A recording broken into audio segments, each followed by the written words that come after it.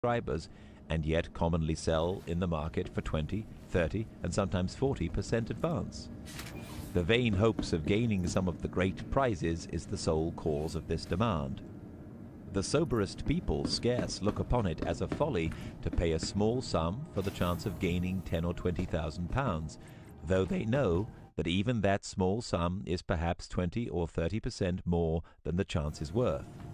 In a lottery in which no prize exceeded £20, though in other respects it approached much nearer to a perfectly fair one than the common state lotteries, there would not be the same demand for tickets.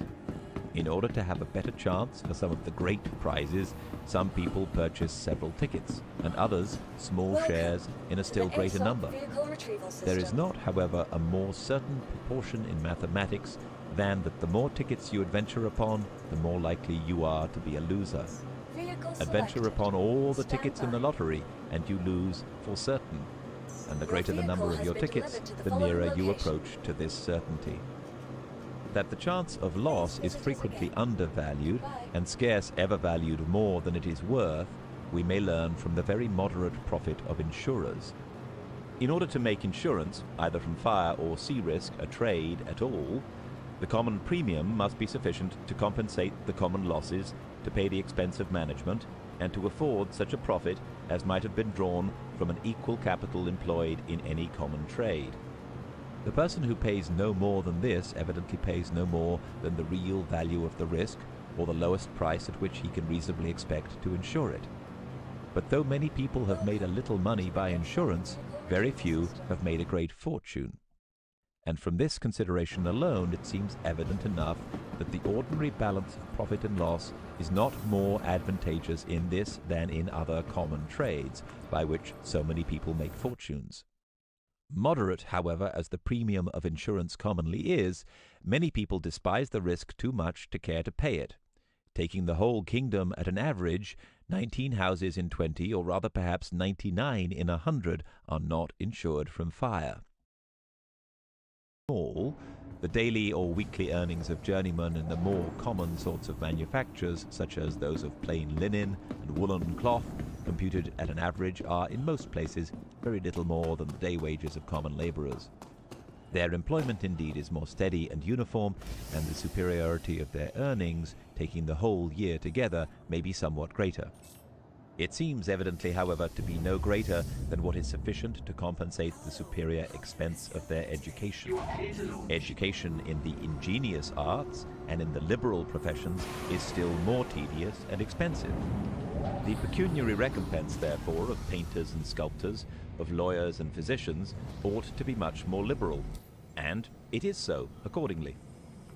The profits of stock seem to be very little affected by the easiness or difficulty of learning the trade in which it is employed. All the different ways in which stock is commonly employed in great towns seem, in reality, to be almost equally easy and equally difficult to learn.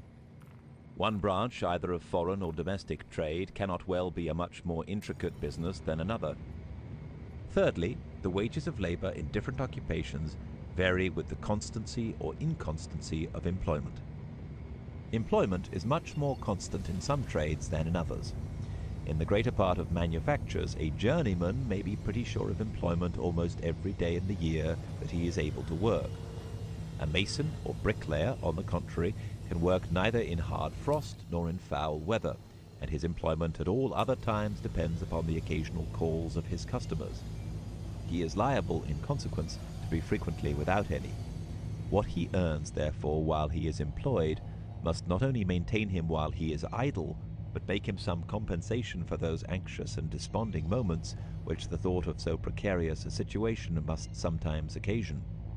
Where the computed earnings of the greater part of manufacturers, accordingly, are nearly upon a level with the day wages of common labourers, those of masons and bricklayers are generally from 1/2 more to double those wages. Where common labourers earn 4 or 5 shillings a week, masons and bricklayers frequently earn 7 and 8. Where the former earn 6, the latter often earn 9 and 10. And where the former earn 9 and 10, as in London, the latter commonly earn 15 and 18. No species of skilled labour, however, seems more easy to learn than that of masons and bricklayers. Chairmen in London during the summer season are said sometimes to be employed as bricklayers. The high wages of those workmen, therefore, are not so much the recompense of their skill as the compensation for the inconstancy of their employment. A house carpenter seems to exercise rather a nicer and a more ingenious trade than a mason. In most places, however it is not universally so, his day wages are somewhat lower. His employment, though it depends much, does not depend so entirely upon the occasional calls of his customers, and it is not liable to be interrupted by the weather.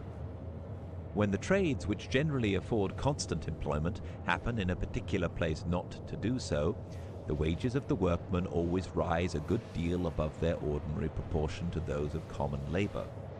In London, almost all journeyman artificers are liable to be called upon and dismissed by their masters from day to day and from week to week in the same manner as day labourers in other places.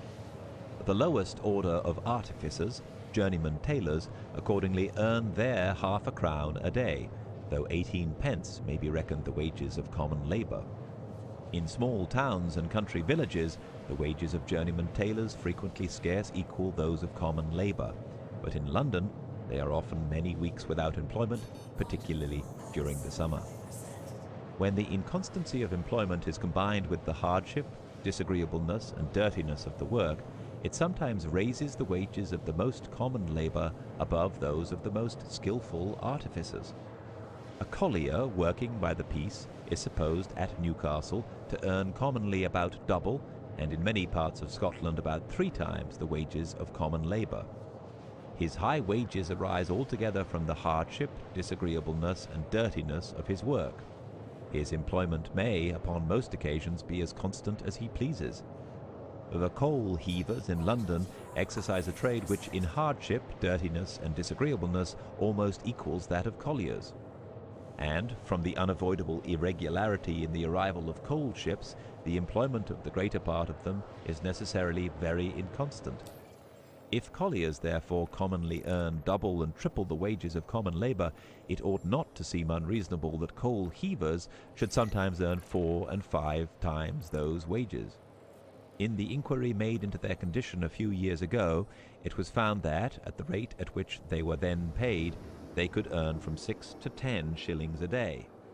6 shillings are about 4 times the wages of common labour in London, and in every particular trade the lowest common earnings may always be considered as those of the far greater number. How extravagant soever those earnings may appear, if they were more than sufficient to compensate all the disagreeable circumstances of the business, there would soon be so great a number of competitors as, in a trade which has no exclusive privilege, would quickly reduce them to a lower rate. The constancy or inconstancy of employment cannot affect the ordinary profits of stock in any particular trade. Whether the stock is or is not constantly employed depends not upon the trade, but the trader. Fourthly, the wages of labour vary according to the small or great trust which must be reposed in the workman. The wages of goldsmiths and jewellers are everywhere superior to those of many other workmen, not only of equal, but of much superior ingenuity, on account of the precious materials with which they are entrusted. We trust our health to the physician, our fortune and sometimes our life and reputation to the lawyer and attorney. Such confidence could not safely be reposed in people of a very mean or low condition. Their reward must be such, therefore, as may give them that rank in the society which so important a trust requires.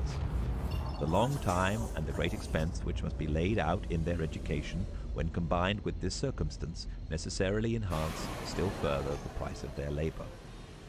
When a person employs his own stock in trade, there is no trust, and the credit which he may get from other people depends not upon the nature of the trade, but upon their opinion of his fortune, probity, and prudence. The different rates of profit, therefore, in the different branches of trade cannot arise from the different degrees of trust reposed in the traders. Fifthly, the wages of labour in different employments vary according to the probability or improbability of success in them.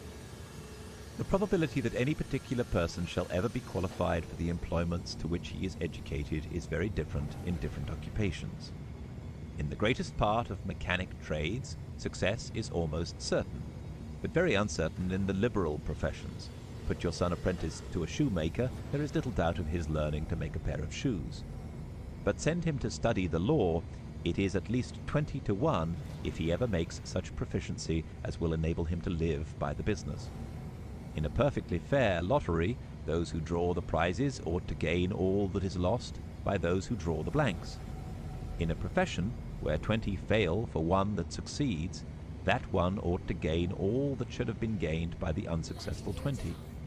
The counsellor at law, who perhaps at near 40 years of age begins to make something by his profession, ought to receive the retribution not only of his own so tedious and expensive education, but of that of more than 20 others who are never likely to make anything by it. How extravagant soever the fees of counsellors at law may appear sometimes, their real retribution is never equal to this. Compute in any particular place what is likely to be annually gained and what is likely to be annually spent by all the different workmen in any common trade, such as that of shoemakers or weavers, and you will find that the former sum will generally exceed the latter. But make the same computation with regard to all the counsellors and students of law in all the different inns of courts, and you will find that their annual gains bear but a very small proportion to their annual expense, even though you rate the former as high and the latter as low as can well be done. The lottery of the law, therefore, is very far from being a perfectly fair lottery, and that, as well as many other liberal and honourable professions, is, in point of pecuniary gain, evidently under-recompensed. Those professions keep their level, however, with other occupations, and notwithstanding these discouragements, all the most generous and liberal spirits are eager to crowd into them. Two different causes contribute to recommend them. First, the desire of the reputation which attends upon superior excellence in any of them, and secondly, the natural confidence which every man has, more or less, not only in his own abilities, but in his own good fortune. To excel in any profession in which but few arrive at mediocrity, it is the most decisive mark of what is called genius or superior talents. The public admiration which attends upon such distinguished abilities makes always a part of their reward, a greater or smaller in proportion as it is higher or lower in degree. It makes a considerable part of that reward in the profession of physic, a still greater perhaps in that of law. In poetry and philosophy it makes almost the whole. There are some very agreeable and beautiful talents, of which the possession commands a certain sort of admiration, but of which the exercise, for the sake of gain, is considered, whether from reason or prejudice, as a sort of public prostitution. The pecuniary recompense, therefore, of those who exercise them in this manner must be sufficient, not only to pay for the time, labour, and expense of acquiring the talents, but for the discredit which attends the employment of them as the means of subsistence. The exorbitant rewards of players, opera singers, opera dancers, etc., are founded upon these two principles, the rarity and beauty of the talents and the discredit of employing them in this manner. It seems absurd at first sight that we should despise their persons and yet reward their talents with the most profuse liberality. While we do the one, however, we must of necessity do the other. Should the public opinion or prejudice ever alter with regard to such occupations, their pecuniary recompense would quickly diminish. More people would apply to them, and the competition would quickly reduce the price of their labor. Such talents, though far from being common, are by no means so rare as imagined. Many people possess them in great perfection who disdain to make this use of them, and many more are capable of acquiring them, if anything could be made honorably by them. The overweening conceit which the greater part of men have of their own abilities is an ancient evil remarked by the philosophers and moralists of all ages. Their absurd presumption in their own good fortune has been less taken notice of. It is, however, if possible, still more universal. There is no man living who, when in tolerable health and spirits, has not some share of it. The chance of gain is by every man more or less overvalued, and the chance of loss is by most men undervalued, and by scarce any man, who is in tolerable health and spirits, valued more than it is worth. That the chance of gain is naturally overvalued we may learn from the universal success of lotteries. The world neither ever saw nor ever will see a perfectly fair lottery, or one in which the whole gain compensated the whole loss, because the undertaker could make nothing by it. In the state lotteries, the tickets are really not worth the price which is paid by the original subscribers, and yet commonly sell in the market for 20, 30, and sometimes 40% advance. The vain hopes of gaining some of the great prizes is the sole cause of this demand. The soberest people scarce look upon it as a folly to pay a small sum for the chance of gaining 10 or 20,000 pounds, though they know that even that small sum is perhaps 20 or 30% more than the chance is worth. In a lottery in which no prize exceeded £20, though in other respects it approached much nearer to a perfectly fair one than the common state lotteries, there would not be the same demand for tickets. In order to have a better chance for some of the great prizes, some people purchase several tickets, and others small shares in a still greater number. There is not, however, a more certain proportion in mathematics than that the more tickets you adventure upon, the more likely you are to be a loser. Adventure upon all the tickets in the lottery, and you lose for certain, and the greater the number of your tickets, the nearer you approach to this certainty.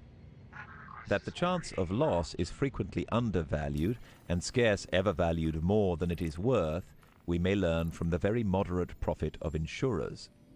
In order to make insurance, either from fire or sea risk, a trade at all, the common premium must be sufficient to compensate the common losses, to pay the expense of management, and to afford such a profit as might have been drawn from an equal capital employed in any common trade. The person who pays no more than this evidently pays no more than the real value of the risk, or the lowest price at which he can reasonably expect to insure it. But though many people have made a little money by insurance, very few have made a great fortune. And from this consideration alone, it seems evident enough that the ordinary balance of profit and loss is not more advantageous in this than in other common trades, by which so many people make fortunes. Moderate, however, as the premium of insurance commonly is, many people despise the risk too much to care to pay it. Taking the whole kingdom at an average, 19 houses in 20, or rather perhaps 99 in 100, are not insured from fire. Sea risk is more alarming to the greater part of people, and the proportion of ships insured to those not insured is much greater. Many sail, however, at all seasons, and even in time of war, without any insurance. This may sometimes perhaps be done without any imprudence. When a great company, or even a great merchant, has 20 or 30 ships at sea, they may, as it were, insure one another. The premium saved upon them all may more than compensate such losses as they are likely to meet within the common course of chances.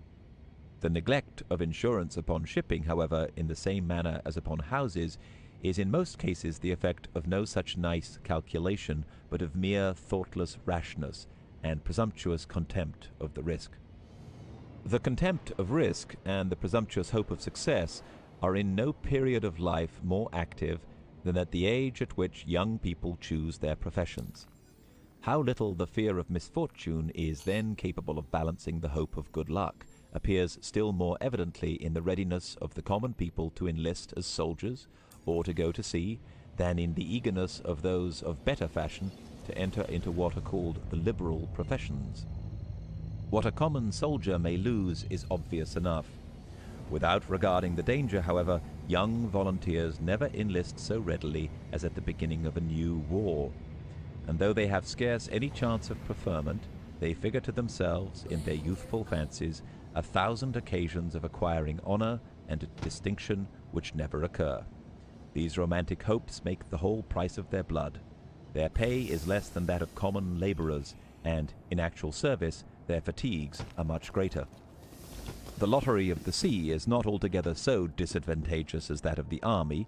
The son of a creditable laborer or artificer may frequently go to sea with his father's consent, but if he enlists as a soldier, it is always without it. Other people see some chance of his making something by the one trade. Nobody but himself sees any of his making anything by the other. The great admiral is less the object of public admiration than the great general. and the highest success in the sea service promises a less brilliant fortune and reputation than equal success in the land. The same difference runs through all the inferior degrees of preferment in both. By the rules of precedency, a captain in the navy ranks with a colonel in the army. But he does not rank with him in the common estimation. As the great prizes in the lottery are less, the smaller ones must be more numerous. Common sailors, therefore, more frequently get some fortune and preferment than common soldiers, and the hope of those prizes is what principally recommends the trade.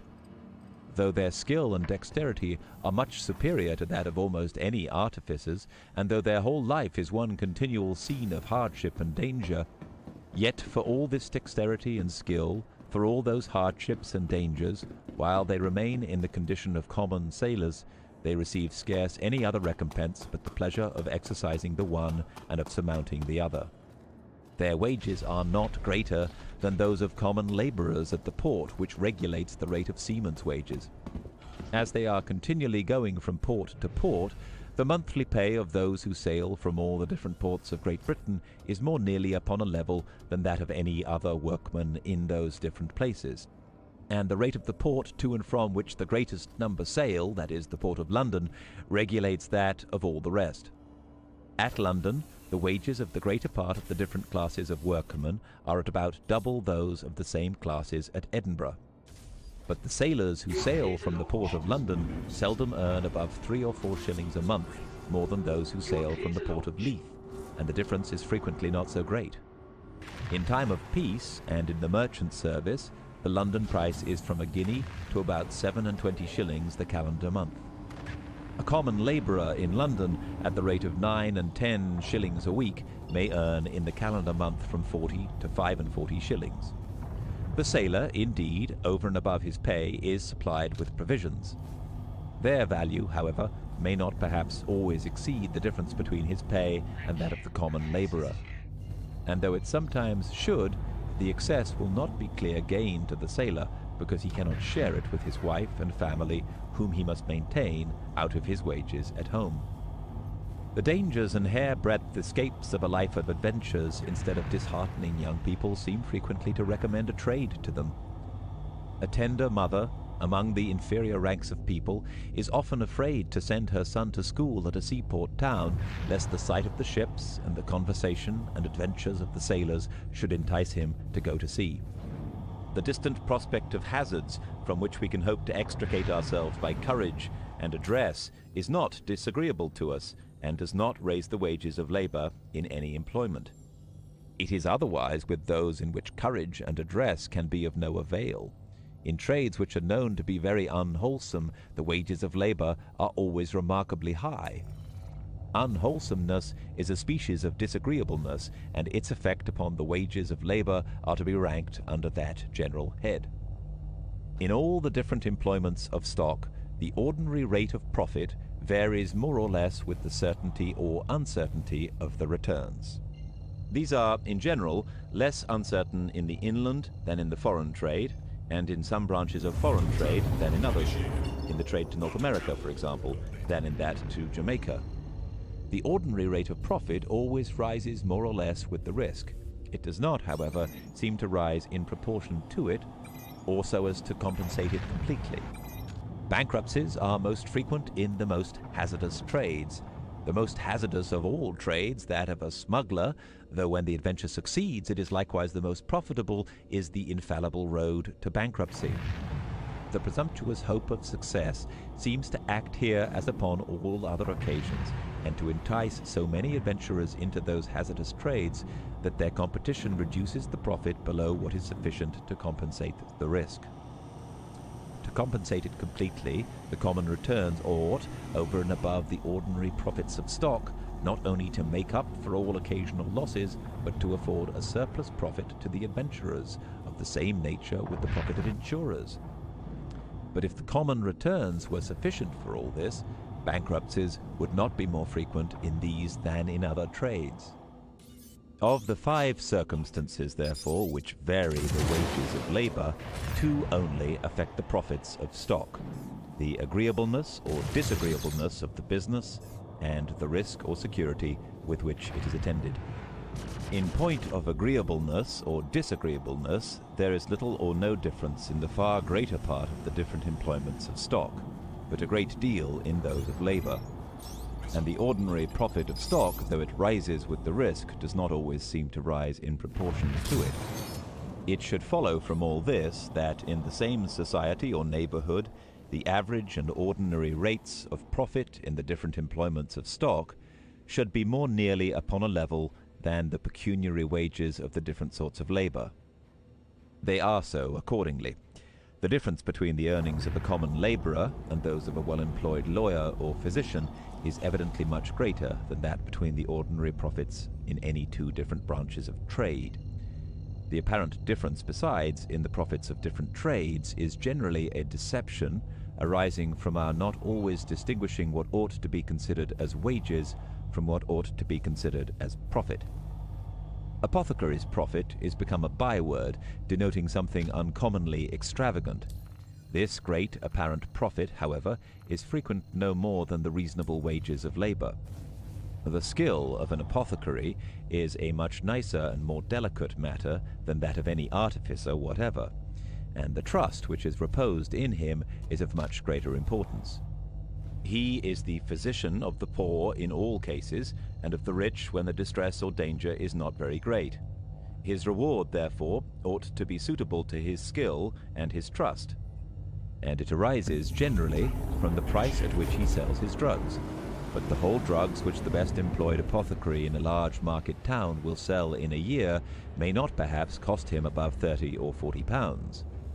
Though he may sell them, therefore, for 300 or 400, or at 1,000% profit, this may frequently be no more than the reasonable wages of his labor, charged in the only way in which he can charge them upon the price of his drugs. The greater part of the apparent profit is real wages disguised in the garb of profit. In a small seaport town, a little grocer will make 40 or 50% upon a stock of a single £100, while a considerable wholesale merchant in the same place will scarce make 8 or 10% upon a stock of 10,000. The trade of the grocer may be necessary for the conveniency of the inhabitants, and the narrowness of the market may not admit the employment of a larger capital in the business.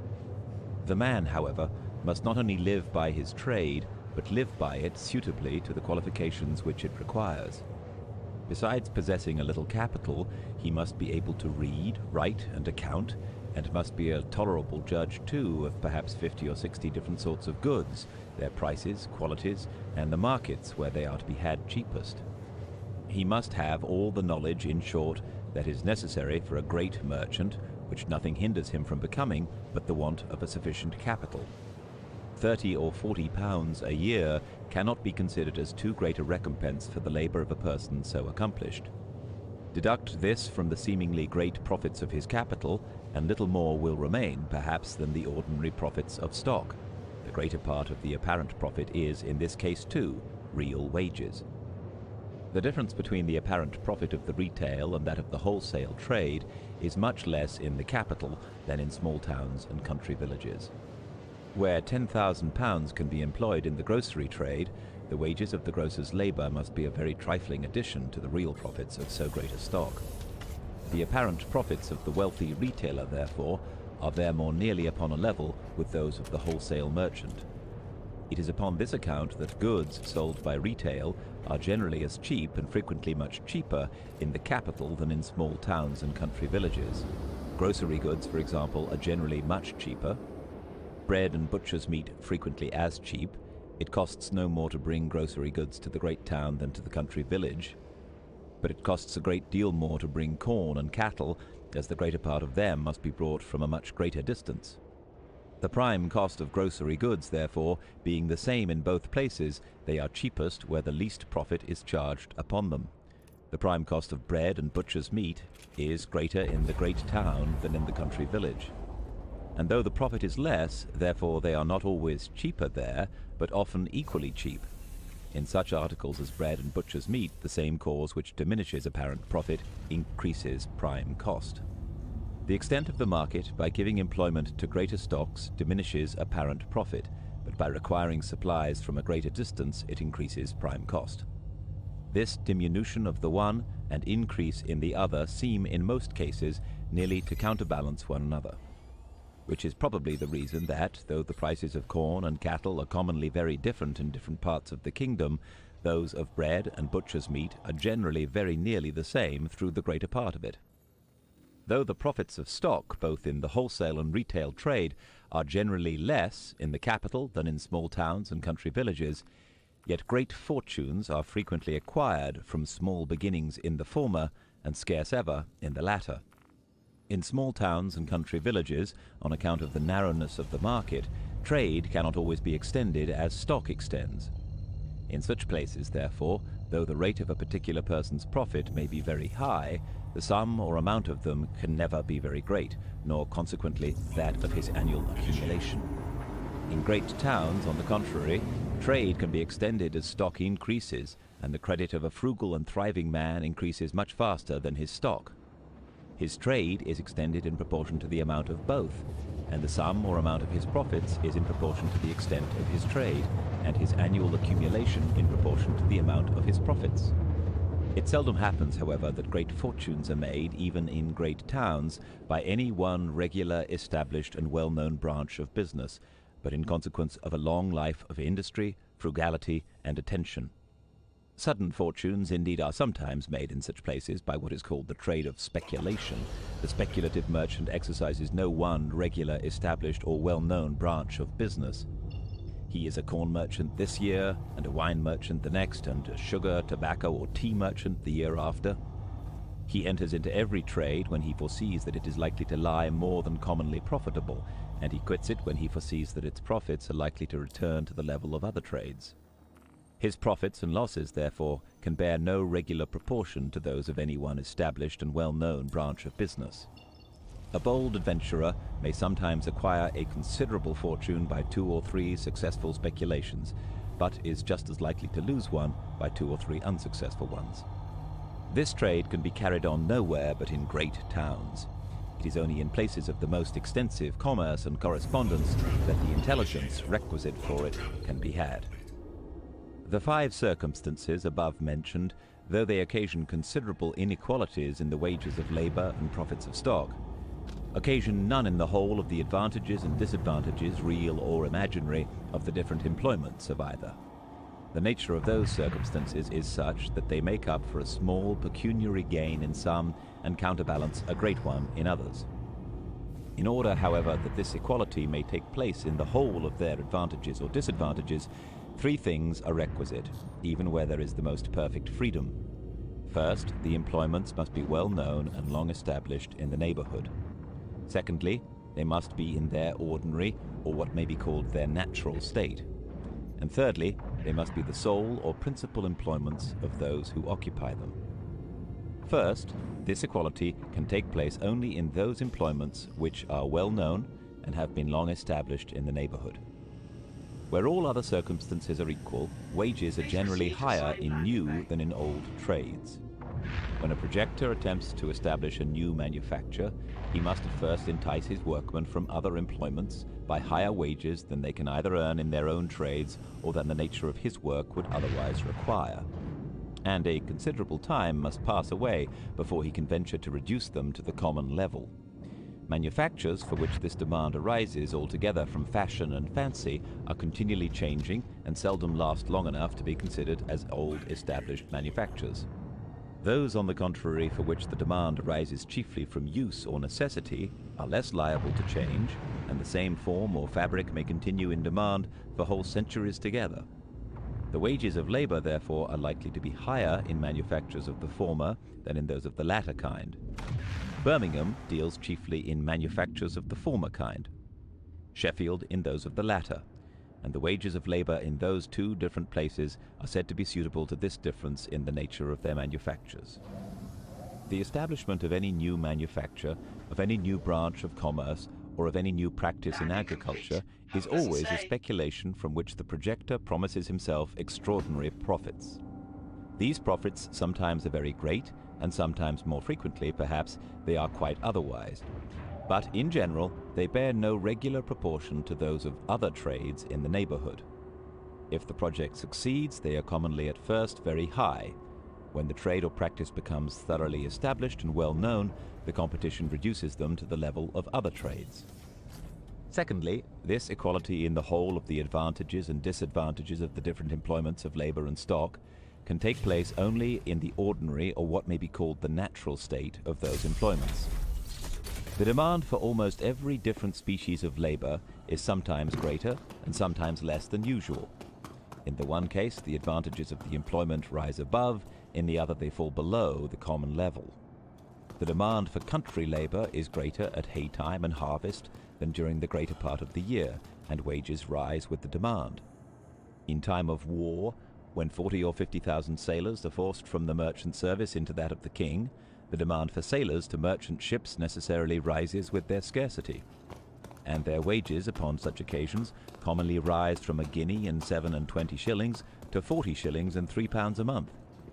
In a decaying manufacture, on the contrary, many workmen, rather than quit their own trade, are contented with smaller wages than would otherwise be suitable to the nature of their employment. The profits of stock vary with the price of the commodities in which it is employed. As the price of any commodity rises above the ordinary or average rate, the profits of at least some part of the stock that is employed in bringing it to market rise above their proper level, and as it falls, they sink below it. All commodities are more or less liable to variations of price, but some are much more so than others. In all commodities which are produced by human industry, the quantity of industry annually employed is necessarily regulated by the annual demand in such a manner that the average annual produce may, as nearly as possible, be equal to the average annual consumption. In some employments, it has already been observed, the same quantity of industry will always produce the same or very nearly the same quantity of commodities. In the linen or woolen manufactures, for example, the same number of hands will annually work up very nearly the same quantity of linen and woolen cloth.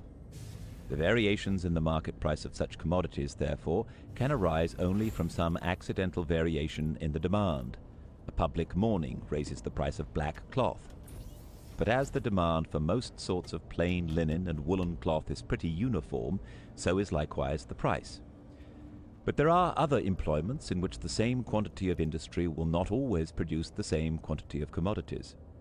The same quantity of industry, for example, will in different years produce very different quantities of corn, wine, hops, sugar, tobacco, etc. The price of such commodities, therefore, varies not only with the variations of demand, but with the much greater and more frequent variations of quantity, and is consequently extremely fluctuating. But the profit of some of the dealers must necessarily fluctuate with the price of the commodities. The operations of the speculative merchant are principally employed about such commodities. He endeavors to buy them up when he foresees that their price is likely to rise, and to sell them when it is likely to fall. Thirdly, this equality in the whole of the advantages and disadvantages of the different employments of labor and stock can take place only in such as are the sole or principal employments of those who occupy them. When a person derives his subsistence from one employment which does not occupy the greater part of his time, in the intervals of his leisure he is often willing to work at another for less wages than would otherwise suit the nature of the employment. There still subsists in many parts of Scotland a set of people called cotters or cottagers, though they were more frequent some years ago than they are now. They are a sort of out-servants of the landlords and farmers.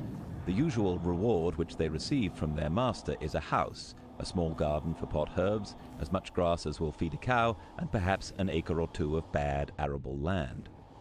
When their master has occasion for their labour, he gives them besides 2 pecks of oatmeal a week, worth about 16 pence sterling. During a great part of the year, he has little or no occasion for their labour, and the cultivation of their own little possession is not sufficient to occupy the time which is left at their own disposal. When such occupiers were more numerous than they are at present, they are said to have been willing to give their spare time for a very small recompense to anybody, and to have wrought for less wages than other labourers. In ancient times, they seem to have been common all over Europe.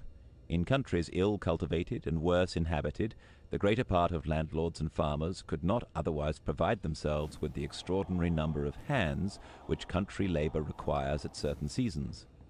The daily or weekly recompense which such labourers occasionally received from their masters was evidently not the whole price of their labour. Their small tenement made a considerable part of it. This daily or weekly recompense, however, seems to have been considered as the whole of it by many writers who have collected the prices of labour and provisions in ancient times, and who have taken pleasure in representing both as wonderfully low. The produce of such labour comes frequently cheaper to market than would otherwise be suitable to its nature.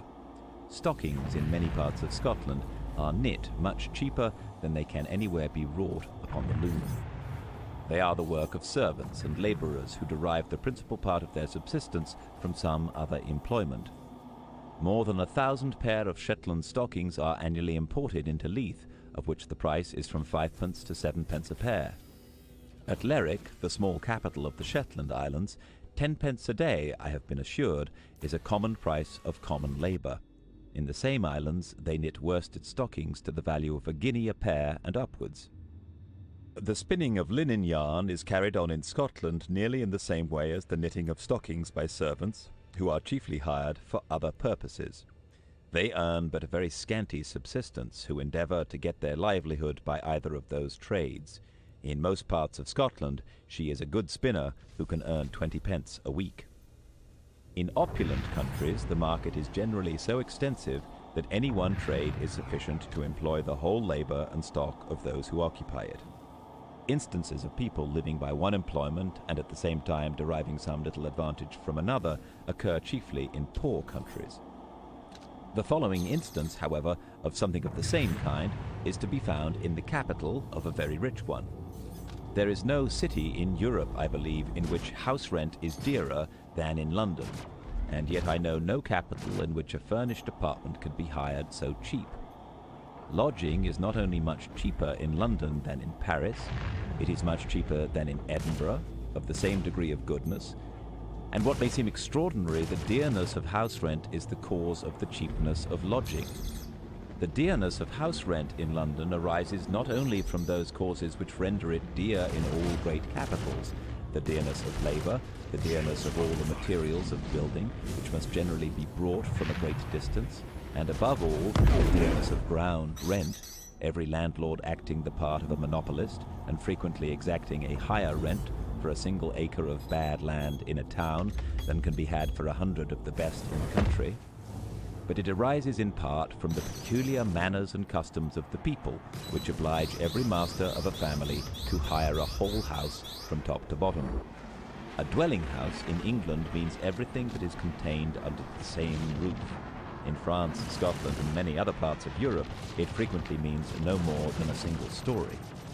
A tradesman in London is obliged to hire a whole house in that part of the town where his customers live. His shop is upon the ground floor, and he and his family sleep in the garret. And he endeavours to pay a part of his house rent by letting the 2 middle stories to lodgers. He expects to maintain his family by his trade, and not by his lodgers. Whereas at Paris and Edinburgh, people who let lodgings have commonly no other means of subsistence, and the price of the lodging must pay not only the rent of the house, but the whole expense of the family. Part 2. Inequalities occasioned by the policy of Europe.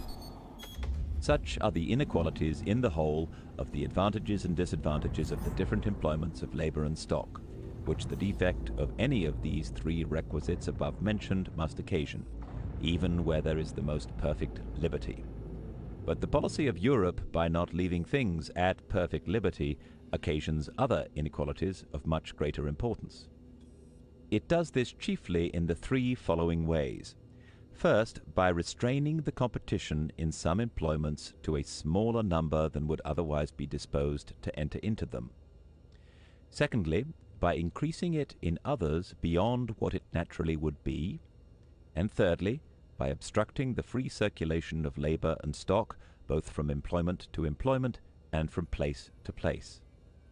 First, the policy of Europe occasions a very important inequality in the whole of the advantages and disadvantages of the different employments of labour and stock, by restraining the competition in some employments to a smaller number than might otherwise be disposed to enter into them. The exclusive privileges of corporations are the principal means it makes use of for this purpose. The exclusive privilege of an incorporated trade necessarily restrains the competition in the town where it is established to those who are free of the trade. To have served an apprenticeship in the town under a master properly qualified is commonly the necessary requisite for obtaining this freedom. The bylaws of the corporation regulate sometimes the number of apprentices which any master is allowed to have, and almost always the number of years which each apprentice is obliged to serve. The intention of both regulations is to restrain the competition to a much smaller number than might otherwise be disposed to enter into the trade. The limitation of the number of apprentices restrains it directly. A long term of apprenticeship restrains it more indirectly, but as effectually by increasing the expense of education. In Sheffield, no master cutler can have more than one apprentice at a time, by a bylaw of the corporation. In Norfolk and Norwich, no master weaver can have more than 2 apprentices, under pain of forfeiting £5 a month to the king. No master hatter can have more than 2 apprentices anywhere in England, or in the English plantations, under pain of forfeiting £5 a month, half to the king and half to him who shall sue in any court of record. Both these regulations, though they have been confirmed by a public law of the kingdom, are evidently dictated by the same corporation spirit which enacted the bylaw of Sheffield. The silk weavers in London had scarce been incorporated a year when they enacted a bylaw restraining any master from having more than 2 apprentices at a time. It required a particular Act of Parliament to rescind this bylaw.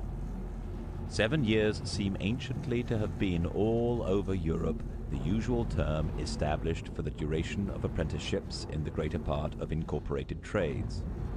All such incorporations were anciently called universities, which indeed is the proper Latin name for any incorporation whatever.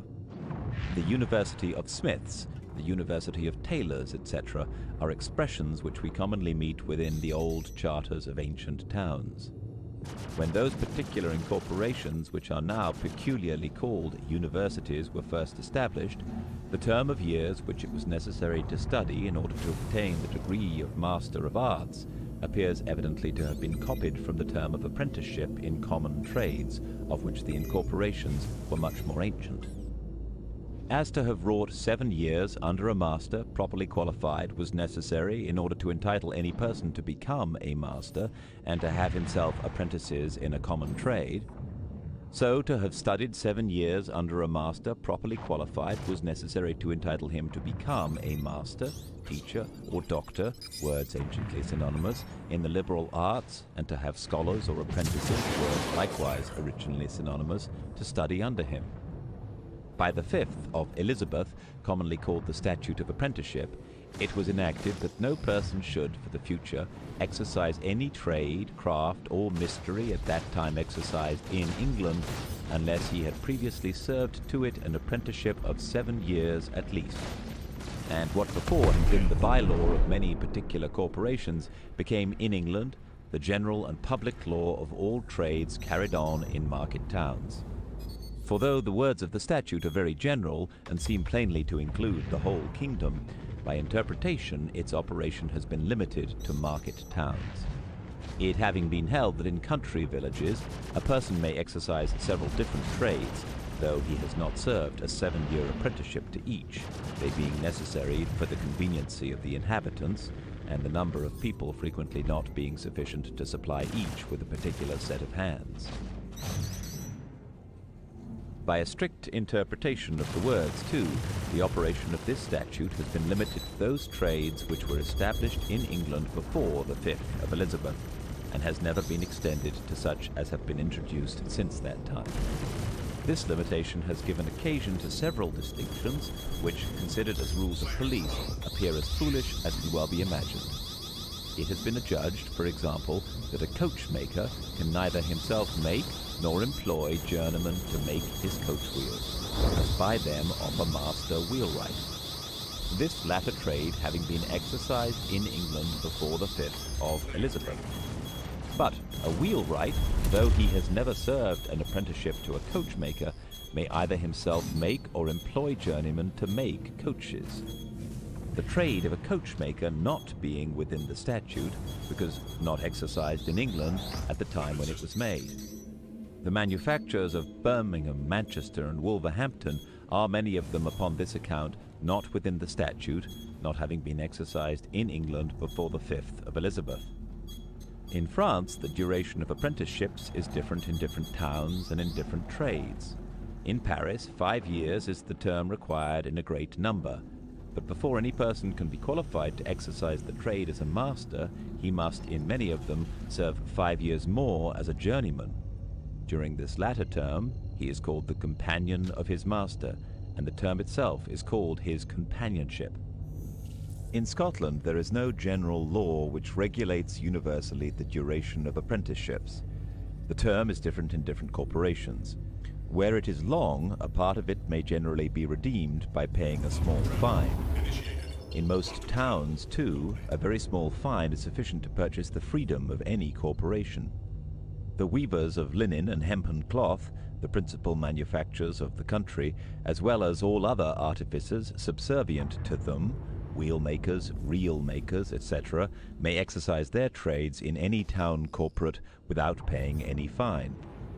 In all towns corporate, all persons are free to sell butcher's meat upon any lawful day of the week. 3 years is, in Scotland, a common term of apprenticeship, even in some very nice trades. And in general, I know of no country in Europe in which corporation laws are so little oppressive. The property which every man has in his own labor, as it is the original foundation of all other property, so it is the most sacred and inviolable. The patrimony of a poor man lies in the strength and dexterity of his hands, and to hinder him from employing this strength and dexterity in what manner he thinks proper, without injury to his neighbor, is a plain violation of this most sacred property. It is a manifest encroachment upon the just liberty both of the workman and of those who might be disposed to employ him. As it hinders the one from working at what he thinks proper, so it hinders the others from employing whom they think proper. To judge whether he is fit to be employed may surely be trusted to the discretion of the employers, whose interest it so much concerns. The affected anxiety of the lawgiver, lest they should employ an improper person, is evidently as impertinent as it is oppressive. The institution of long apprenticeships can give no security that insufficient workmanship shall not frequently be exposed to public sale. When this is done, it is generally the effect of fraud and not of inability. And the longest apprenticeship can give no security against fraud. Quite different regulations are necessary to prevent this abuse. The sterling mark upon plate and the stamps upon linen and woolen cloth give the purchaser much greater security than any statute of apprenticeship. He generally looks at these, but never thinks it worth while to inquire whether the workman had served a 7-year apprenticeship. The institution of long apprenticeships has no tendency to form young people to industry. A journeyman who works by the piece is likely to be industrious because he derives a benefit from every exertion of his industry. An apprentice is likely to be idle, and almost always is so, because he has no immediate interest to be otherwise. In the inferior employments, the sweets of labor consist altogether in the recompense of labor. They who are soonest in a condition to enjoy the sweets of it are likely soonest to conceive a relish for it and to acquire the early habit of industry. A young man naturally conceives an aversion to labor when for a long time he receives no benefit from it. The boys who are put out apprentices from public charities are generally bound for more than the usual number of years, and they generally turn out very idle and worthless. Apprenticeships were altogether unknown to the ancients. The reciprocal duties of master and apprentice make a considerable article in every modern code. The Roman law is perfectly silent with regard to them. I know no Greek or Latin word, I might venture, I believe, to assert that there is none, which expresses the idea we now annex to the word apprentice, a servant bound to work at a particular trade for the benefit of a master during a term of years, upon condition that the master shall teach him that trade. Long apprenticeships are altogether unnecessary. The arts, which are much superior to common trades, such as those of making clocks and watches, contain no such mystery as to require a long course of instruction. The first invention of such beautiful machines, indeed, and even that of some of the instruments employed in making them, must no doubt have been the work of deep thought and long time, and may justly be considered as among the happiest efforts of human ingenuity. But when both have been fairly invented, and are well understood, to explain to any young man in the completest manner how to apply the instruments and how to construct the machines cannot well require more than the lessons of a few weeks. Perhaps those of a few days might be sufficient. In the common mechanic trades, those of a few days might certainly be sufficient. The dexterity of hand, indeed, even in common trades, cannot be acquired without much practice and experience. But a young man would practice with much more diligence and attention if, from the beginning, he wrought as a journeyman, being paid in proportion to the little work which he could execute, and paying in his turn for the materials which he might sometimes spoil through awkwardness and inexperience. His education would generally in this way be more effectual, and always less tedious and expensive. The master, indeed, would be a loser. He would lose all the wages of the apprentice, which he now saves for 7 years together. In the end, perhaps the apprentice himself would be a loser. In a trade so easily learned, he would have much more competitors, and his wages, when he came to be a complete workman, would be much less than at present. The same increase of competition would reduce the profits of the masters, as well as the wages of workmen. The trades, the crafts, the mysteries would all be losers. But the public would be a gainer, the work of all artificers coming in this way much cheaper to market. It is to prevent his reduction of price and consequently of wages and profit by restraining that free competition which would most certainly occasion it that all corporations and the greater part of corporation laws have been established. In order to erect a corporation, no other authority in ancient times was requisite in many parts of Europe but that of the town corporate in which it was established. In England, indeed, a charter from the king was likewise necessary, but this prerogative of the crown seems to have been reserved rather for extorting money from the subject than for the defense of the common liberty against such oppressive monopolies. Upon paying a fine to the king, the charter seems generally to have been readily granted. And when any particular class of artificers or traders thought proper to act as a corporation without a charter, such adulterine guilds, as they were called, were not always disfranchised upon that account, but obliged to fine annually to the king for permission to exercise their usurped privileges. The immediate inspection of all corporations and of the bylaws which they might think proper to enact for their own government belonged to the town corporate in which they were established, and whatever discipline was exercised over them proceeded commonly not from the king, but from that greater incorporation of which those subordinate ones were only parts or members. The government of towns corporate was altogether in the hands of traders and artificers, and it was the manifest interest of every particular class of them to prevent the market from being overstocked, as they commonly express it, with their own particular species of industry, which is, in reality, to keep it always understocked. Each class was eager to establish regulations proper for this purpose, and provided it was allowed to do so, was willing to consent that every other class should do the same. In consequence of such regulations, indeed, each class was obliged to buy the goods they had occasion for from every other within the town, somewhat dearer than they otherwise might have done. But in recompense, they were enabled to sell their own just as much dearer, so that, so far it was as broad as long, as they say. And in the dealings of the different classes within the town with one another, none of them were losers by these regulations, but in their dealings with the country, they were all great gainers. And in these latter dealings consists the whole trade which supports and enriches every town. Every town draws its whole subsistence and all the materials of its industry from the country. It pays for these chiefly in two ways. First, by sending back to the country a part of those materials wrought up and manufactured, in which case their price is augmented by the wages of the workmen and the profits of their masters or immediate employers. Secondly, by sending to it a part both of the rude and manufactured produce, either of other countries or of distant parts of the same country, imported into the town. in which case too the original price of those goods is augmented by the wages of the carriers or sailors and by the profits of the merchants who employ them. In what is gained upon the first of those branches of commerce consists the advantage which the town makes by its manufactures.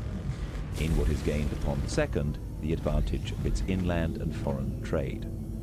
The wages of the workmen and the profits of their different employers make up the whole of what is gained upon both.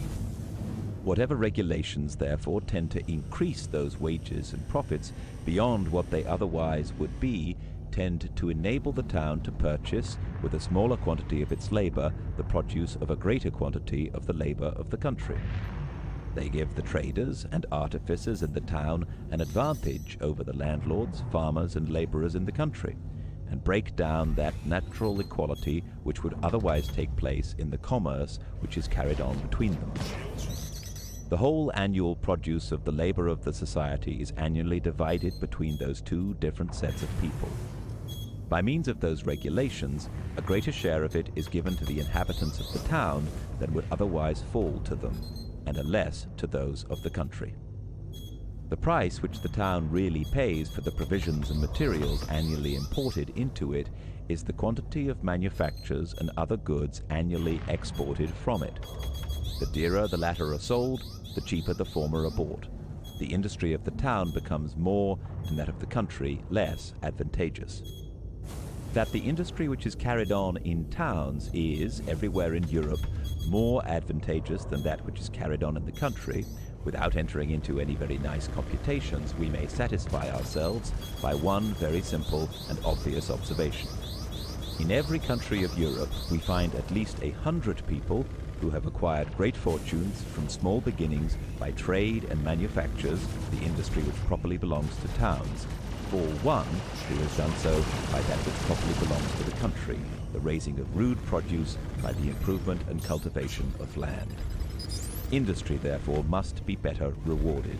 The wages of labor and the profits of stock must evidently be greater in the one situation than in the other. But stock and labor naturally seek the most advantageous employment. They naturally, therefore, resort as much as they can to the town and desert the country. The inhabitants of a town being collected into one place can easily combine together. The most insignificant trades carried on in towns have, accordingly, in some place or other, been incorporated. And even where they have never been incorporated, yet the corporation spirit, the jealousy of strangers, the aversion to take apprentices, or to communicate the secrets of their trade, generally prevail in them, and often teach them, by voluntary associations and agreements, to prevent that free competition which they cannot prohibit by bylaws. The trades, which employ but a small number of hands, run most easily into such combinations. Half a dozen wool combers, perhaps, are necessary to keep 1,000 spinners and weavers at work. By combining not to take apprentices, they cannot only engross the employment, but reduce the whole manufacture into a sort of slavery to themselves, and raise the price of their labor much above what is due to the nature of their work. The inhabitants of the country, dispersed in distant places, cannot easily combine together. They have not only never been incorporated, but the incorporation spirit never has prevailed amongst them. No apprenticeship has ever been thought necessary to qualify for husbandry, the great trade of the country. After what are called the fine arts and the liberal professions, however, there is perhaps no trade which requires so great a variety of knowledge and experience. The innumerable volumes which have been written upon it in all languages may satisfy us that among the wisest and most learned nations it has never been regarded as a matter very easily understood. And from all those volumes we shall in vain attempt to collect that knowledge of its various and complicated operations which is commonly possessed even by the common farmer. How contemptuously soever the very contemptible authors of some of them may sometimes affect to speak of him. There is scarce any common mechanic trade, on the contrary, of which all the operations may not be as completely and distinctly explained in a pamphlet of a very few pages as it is possible for words illustrated by figures to explain them. In the History of the Arts, now publishing by the French Academy of Sciences, several of them are actually explained in this manner. The direction of operations, besides, which must be varied with every change of the weather, as well as with many other accidents, requires much more judgment and discretion than that of those which are always the same, or very nearly the same. Not only the art of the farmer, the general direction of the operations of husbandry, but many inferior branches of country labor require much more skill and experience than the greater part of mechanic trades. The man who works upon brass and iron works with instruments and upon materials of which the temper is always the same or very nearly the same. But the man who plows the ground with a team of horses or oxen works with instruments of which the health, strength, and temper are very different upon different occasions. The condition of the materials which he works upon, too, is as variable as that of the instruments which he works with, and both require to be managed with much judgment and discretion. The common ploughman, though generally regarded as the pattern of stupidity and ignorance, is seldom defective in this judgment and discretion. He is less accustomed, indeed, to social intercourse than the mechanic who lives in a town.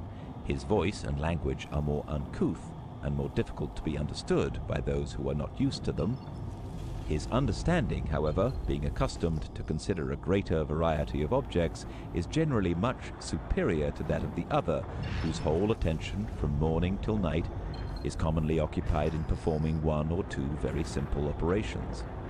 How much the lower ranks of people in the country are really superior to those of the town is well known to every man whom either business or curiosity has led to converse much with both. In China and Indostan, accordingly, both the rank and the wages of country laborers are said to be superior to those of the greater part of artificers and manufacturers. They would probably be so everywhere if corporation laws and the corporation spirit did not prevent it. The superiority which the industry of the towns has everywhere in Europe over that of the country is not altogether owing to corporations and corporation laws. It is supported by many other regulations. The high duties upon foreign manufactures and upon all goods imported by alien merchants all tend to the same purpose. Corporation laws enable the inhabitants of towns to raise their prices without fearing to be undersold by the free competition of their own countrymen. Those other regulations secure them equally against that of foreigners. The enhancement of price occasioned by both is everywhere finally paid by the landlords, farmers, and laborers of the country, who have seldom opposed the establishment of such monopolies. They have commonly neither inclination nor fitness to enter into combinations, and the clamor and sophistry of merchants and manufacturers easily persuade them that the private interest of a part and of a subordinate part of the society is the general interest of the whole. In Great Britain, the superiority of the industry of the towns over that of the country seems to have been greater formerly than in the present times. The wages of country labor approach nearer to those of manufacturing labor, and the profits of stock employed in agriculture to those of trading and manufacturing stock, than they are said to have done in the last century or in the beginning of the present.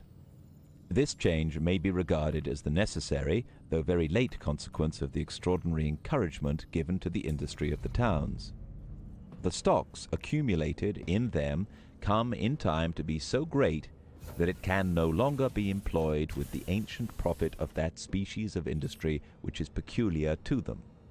That industry has its limits like every other, and the increase of stock by increasing the competition necessarily reduces the profit. The lowering of profit in the town forces out stock to the country, where, by creating a demand for country labor, it necessarily raises its wages. It then spreads itself, if I may say so, over the face of the land, and by being employed in agriculture is in part restored to the country, at the expense of which, in a great measure, it had originally been accumulated in the town. That everywhere in Europe the greatest improvements of the country have been owing to such overflowings of the stock originally accumulated in the towns, I shall endeavor to show hereafter, and at the same time to demonstrate that though some countries have, by this course, attained to a considerable degree of opulence, it is in itself necessarily slow, uncertain, liable to be disturbed and interrupted by innumerable accidents, and in every respect contrary to the order of nature and of reason. The interests, prejudices, laws, and customs which have given occasion to it I shall endeavour to explain as fully and distinctly as I can in the third and fourth books of this inquiry. People of the same trade seldom meet together even for merriment and diversion, but the conversation ends in a conspiracy against the public, or in some contrivance to raise prices. It is impossible, indeed, to prevent such meetings by any law which either could be executed or would be consistent with liberty and justice. But though the law cannot hinder people of the same trade from sometimes assembling together, it ought to do nothing to facilitate such assemblies, much less to render them necessary. A regulation which obliges all those of the same trade in a particular town to enter their names and places of abode in a public register facilitates such assemblies. It connects individuals who might never otherwise be known to one another, and gives every man of the trade a direction where to find every other man of it. A regulation which enables those of the same trade to tax themselves in order to provide for their poor, their sick, their widows and orphans, by giving them a common interest to manage, renders such assemblies necessary. An incorporation not only renders them necessary, but makes the act of the majority binding upon the whole. In a free trade, an effectual combination cannot be established but by the unanimous consent of every single trader, and it cannot last longer than every single trader continues of the same mind. The majority of the corporation can amplify law with penalties which will limit the competition more effectually and more durably than any voluntary combination whatever. The pretense that corporations are necessary for the better government of the trade is without any foundation. The real and effectual discipline which is exercised over a workman is not that of his corporation, but that of his customers.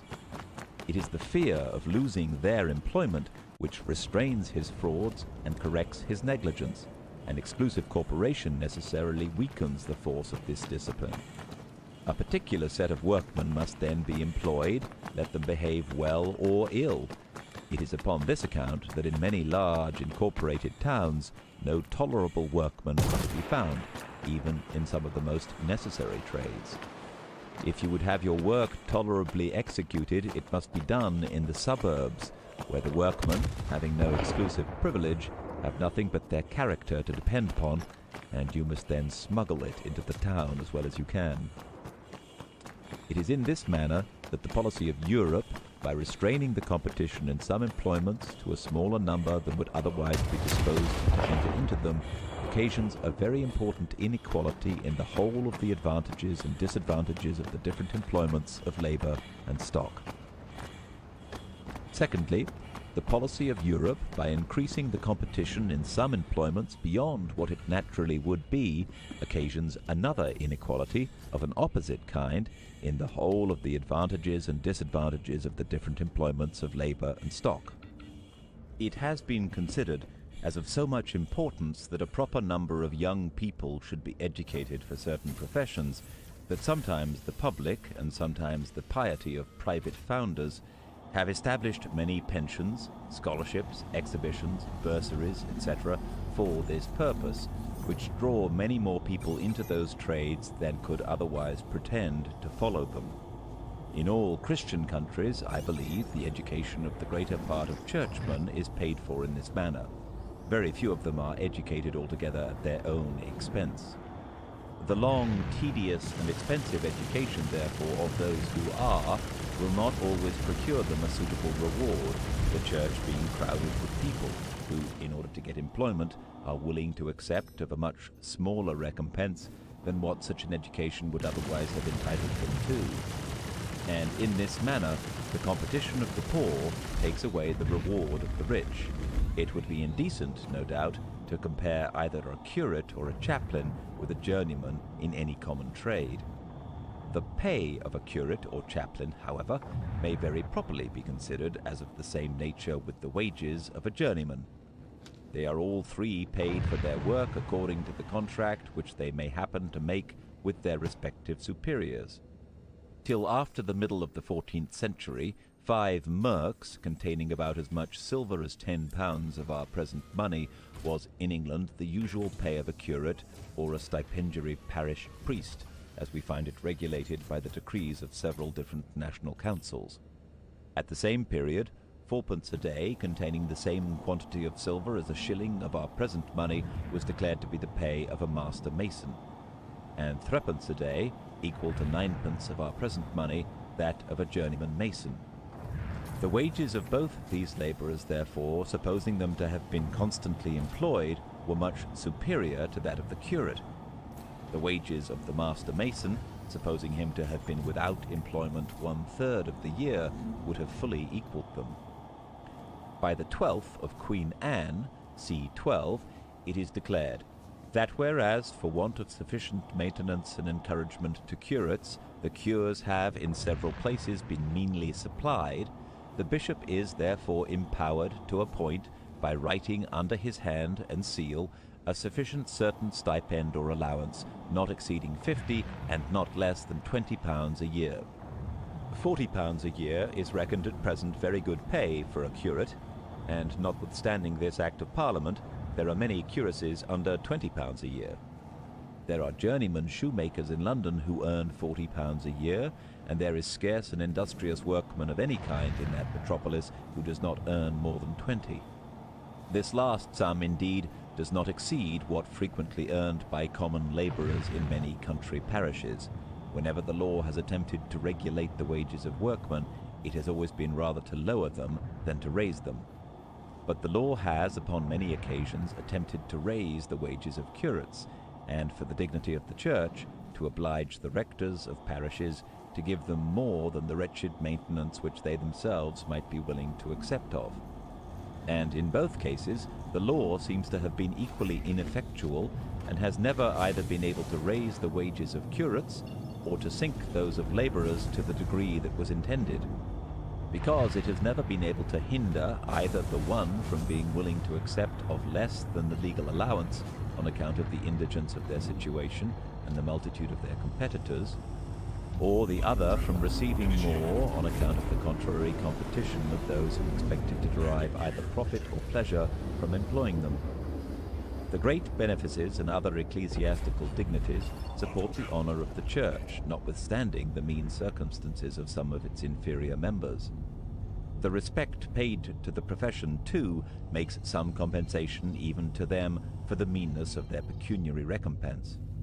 In England and in all Roman Catholic countries, the lottery of the Church is in reality much more advantageous than is necessary. The example of the churches of Scotland, of Geneva, and of several other Protestant churches may satisfy us that in so creditable a profession in which education is so easily procured, the hopes of much more moderate benefices will draw a sufficient number of learned, decent, and respectable men into holy orders. In professions in which there are no benefices, such as law and physic, if an equal proportion of people were educated at the public expense, the competition would soon be so great as to sink very much their pecuniary reward. It might then not be worth any man's while to educate his son to either of those professions at his own expense. They would be entirely abandoned to such as had been educated by those public charities, whose numbers and necessities would oblige them in general to content themselves with a very miserable recompense to the entire degradation of the now respectable professions of law and physic. That unprosperous race of men, commonly called men of letters, are pretty much in the situation which lawyers and physicians probably would be in upon the foregoing supposition. In every part of Europe, the greater part of them have been educated for the Church, but have been hindered by different reasons from entering into holy orders. They have generally, therefore, been educated at the public expense, and their numbers are everywhere so great as commonly to reduce the price of their labour to a very paltry recompense. Before the invention of the art of printing, the only employment by which a man of letters could make anything of his talents was that of a public or private teacher, or by communicating to other people the curious and useful knowledge which he had acquired himself. And this is still surely a more honourable, a more useful, and in general even a more profitable employment than that other of writing for a bookseller, to which the art of printing has given occasion. The time and study, The genius, knowledge, and application requisite to qualify an eminent teacher of the sciences are at least equal to what is necessary for the greatest practitioners in law and physic. But the usual reward of the eminent teacher bears no proportion to that of the lawyer or physician, because the trade of the one is crowded with indigent people who have been brought up to it at the public expense, whereas those of the other two are encumbered with very few who have not been educated at their own. The usual recompense, however, of public and private teachers, small as it may appear, would undoubtedly be less than it is if the competition of those yet more indigent men of letters who write for bread was not taken out of the market. Before the invention of the art of printing, a scholar and a beggar seem to have been terms very nearly synonymous.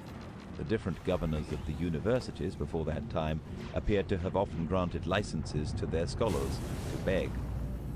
In ancient times, before any charities of this kind had been established for the education of indigent people to the learned professions, the rewards of eminent teachers appear to have been much more considerable. Isocrates, in what is called his Discourse against the Sophists, reproaches the teachers of his own time with inconsistency. They make the most magnificent promises to their scholars, says he, and undertake to teach them to be wise, to be happy, and to be just. And in return for so important a service, they stipulate the paltry reward of 4 or 5 minae. They who teach wisdom, continues he, ought certainly to be wise themselves. But if any man were to sell such a bargain for such a price, he would be convicted of the most evident folly. He certainly does not mean here to exaggerate the reward, and we may be assured that it was not less than he represents it. 4 minae were equal to £13 6 shillings and 8 pence, 5 minae to £16 13 shillings and 4 pence. Something not less than the largest of those sums, therefore, must at that time have been usually paid to the most eminent teachers at Athens. Isocrates himself demanded 10 minae, or £33 6 shillings 8 pence, from each scholar. When he taught at Athens, he is said to have had 100 scholars. I understand this to be the number whom he taught at one time, or who attended what we would call one course of lectures. A number which will not appear extraordinary from so great a city to so famous a teacher who taught too what was at that time the most fashionable of all sciences, rhetoric. He must have made, therefore, by each course of lectures 1,000 minae, or £3,335 6 shillings 8 pence. 1,000 minae, accordingly, is said by Plutarch, in another place, to have been his didactron, or usual price of teaching. Many other eminent teachers in those times appear to have acquired great fortunes. Gorgias made a present to the temple of Delphi of his own statue in solid gold. We must not, I presume, suppose that it was as large as the life. His way of living, as well as that of Hippias and Protagoras, 2 other eminent teachers of those times, is represented by Plato as splendid even to ostentation. Plato himself is said to have lived with a good deal of magnificence.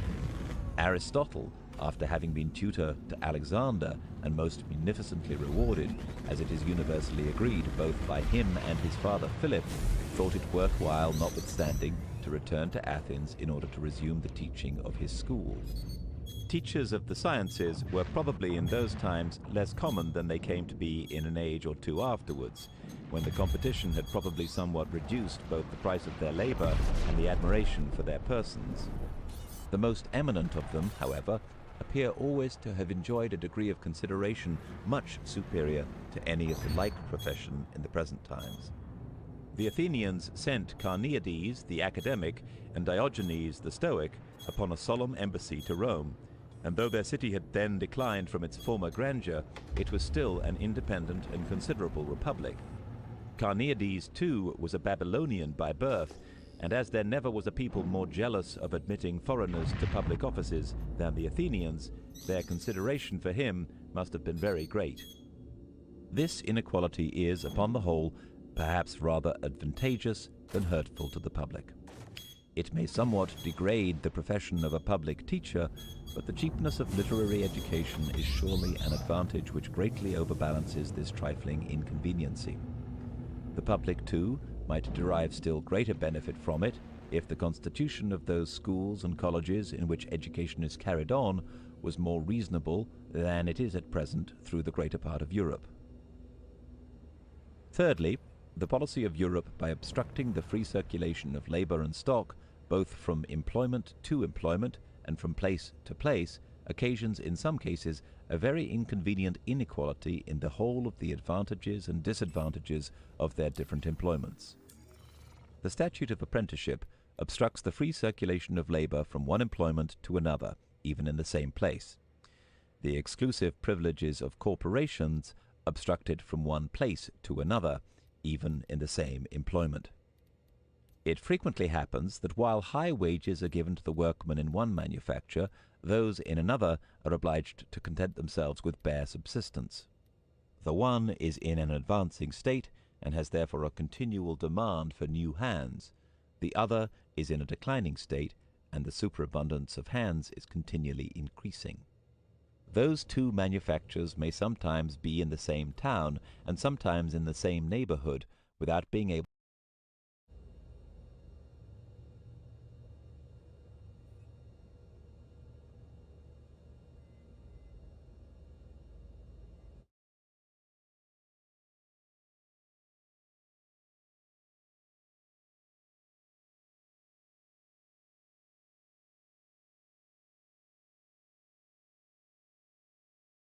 surreal Sunday. And I think also part of what makes it surreal is just seeing the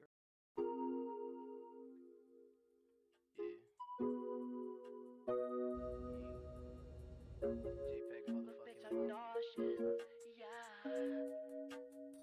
You know, it's motherfucking JPEG Mafia, you know what I mean? I don't smoke. 443 718 nasty. Son, look bitch, I'm nauseous, I'm moving conscious, I'm smoking dope to clear my conscience, a fucking Martian. Peggy, how you spit so awkward, the beepy barking, I'm peeping Breakfast Club like damn, I wish I watched the park. At your crib, I'm at your job, I'm like a fucking stalker. 40 buck turn Steven Universe to Stephen Hawking. I'm about them commas, fuck your comments. I told a llama in IRL, you got no armor, I got no fobbs. Catch me at the harbor, these crackers harmless. You ain't a shooter, bitch, that's fucking talking shit on Twitter, bitch, what you accomplished? Nothing. Like, why does that even make any sense? Do you know what I mean? Like,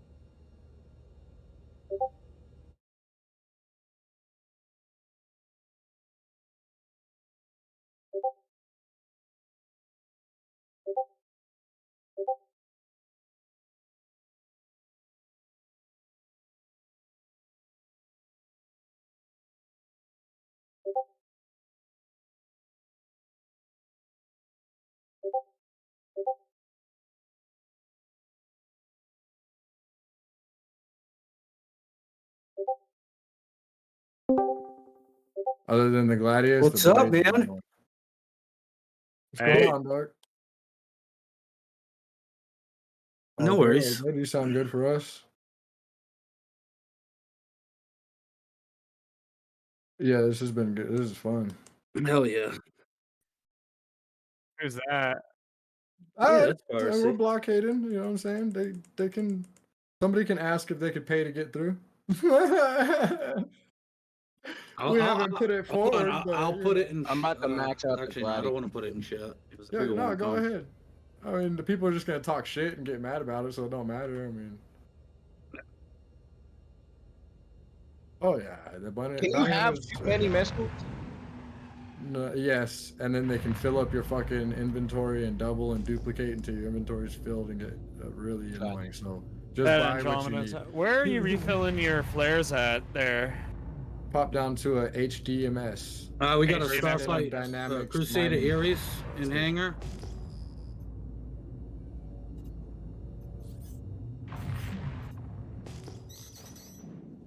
Yeah, I got Overgoth in a hangar as well. Scotty, I'm gonna go down to. Yes. Yep, that's Yes. Bones.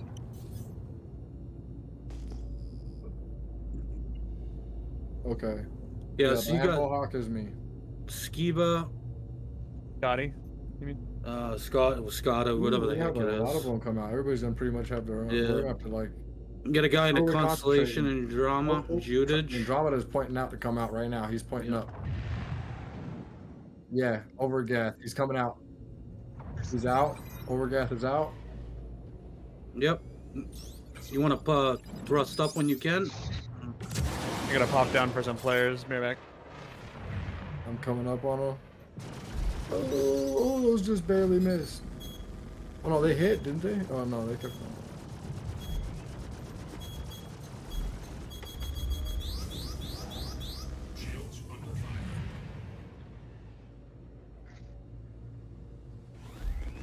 Oh, he's too far. Yep. Nice. Get into about 1.5. That's alright, it's alright. I'll light him up on the pass.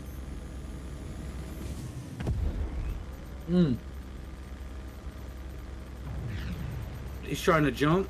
I don't even think he's About to paying hit him with attention. an EM. Pull back, EM. Boom!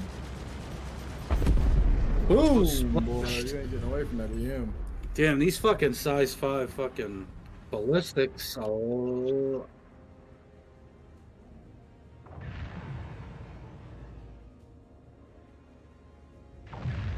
Oh, yeah, I know.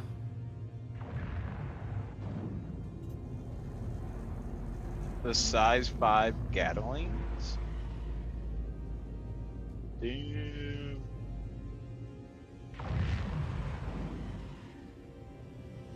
I can only imagine. What's this blue flying out here in front of me? That's weird. What do you got? Yeah, that's low. Especially for a gunship. How many do you have them set on? Yeah. Yeah, we were eating a few. I could feel it. Andromeda's out. I've got a carrot. Yep, Just. Oh, the Carrick, where's that? On Shiba. He's This 26 up. Andromeda's looking like he wants some smoke. Where's the Carrick at? I don't. It's on Shiba. Just follow the party marker. I could use the redeemer here. I have a party for you, Shiba. No, okay, I think I see you fighting.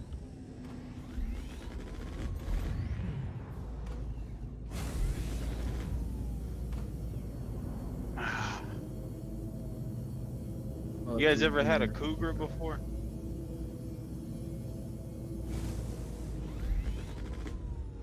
No, a cougar.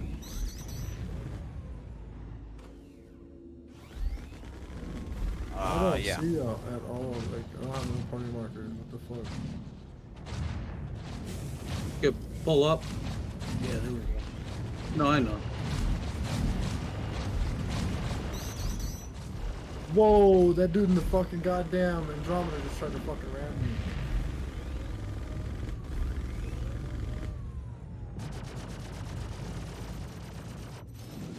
This Redeemer L30 Take that Williams, party that's invite, us or Bones. what? Okay. Carrick is back in seat.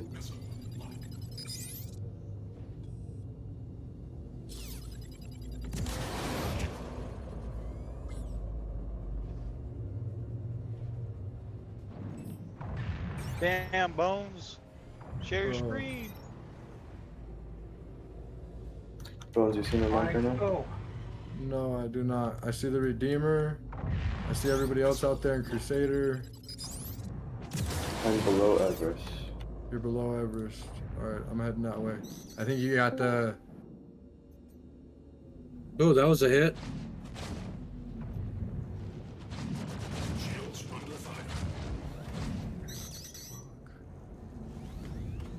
Hey, I'm seeing... There, I think you see you now. I think I'm coming up on you. Is it a ZCZZ blah blah Yeah. blah? Okay. What's up, man? Oh, I'm coming in way too hot. Bachi. Yeah. Okay, so for the Gladius, what should I get for like the power plant and the coolant and shit? Like JS 300 cooling, you always leave stock. You really only need shields and weapons for Gladius. Okay, what shield should I get? The military grade A, Just jousting with us. FR66, I think. Oh, look, check this. Oh, you And don't have the then- Gladius yet, right? What else did you say? Whoa, I think it's FR86. FR66 and weapons. is he jumping around? He's trying to ram. Yep. He's desyncing so hard for me. Focus the rear shield though. Yep, I'm coming up for EMP. Oh, I went too fast. Oh, no, that was good. hell yeah. Get them nice and ready. Here we go. Coming up on this rear.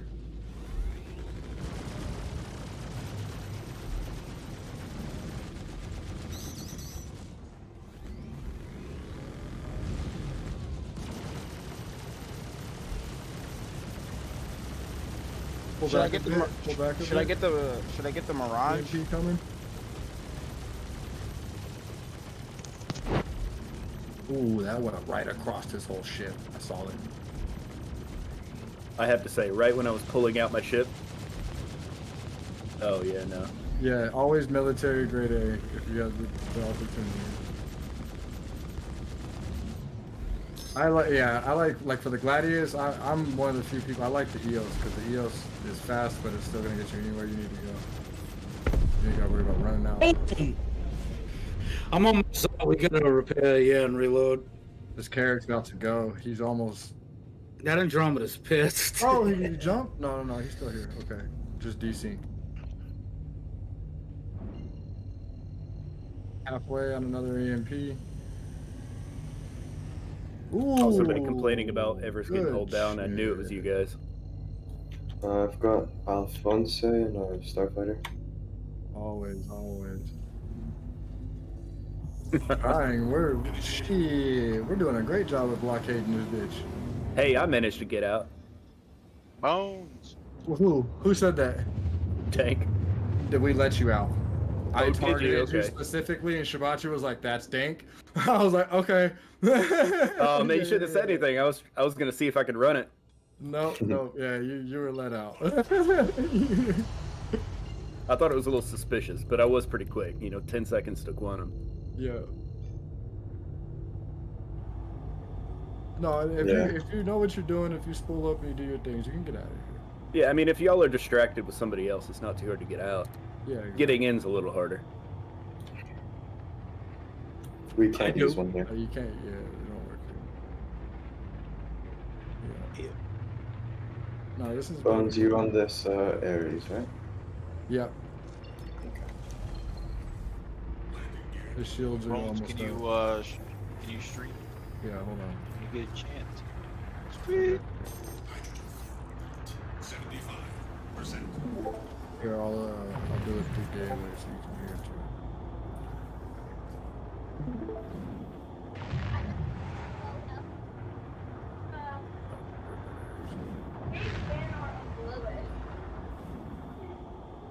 Aries is still in the hangar. Oh, we got another one in that same in the hangar Saber. next to him. We have a Saber coming out in the hangar. How about next this to the Aries. negative NEGEV? Is that us? Nope. Hangar's opening on the Aries. Get ready. It's As not. soon as he's out. No.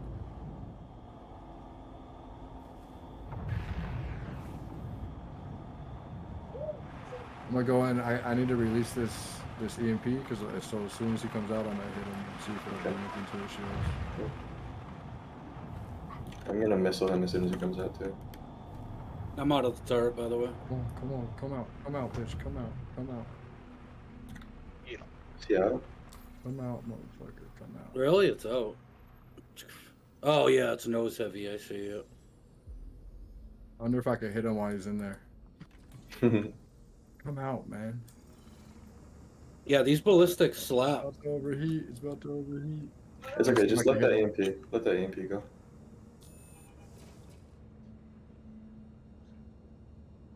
I got I don't somebody. know, I with like it. It these. said I just committed a crime on somebody. Saber's coming out, Saber's coming out. Yeah, I got a CS4. He's running, is he? Do we? Alright, let me know when to get back in the turret. Oh, where'd he go? Alright. He seems like a motherfucker. Saber's running, just stay on the Aries. Alright. He's out now, he's out. Where'd he go? Oh, he jumped, bro, he jumped. Damn, yeah, that's why he was waiting for that spool up. We've got a Cuddy Black there, Chango.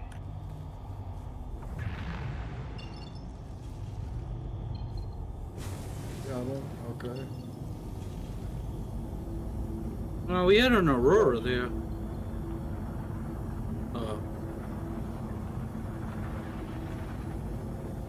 Damn.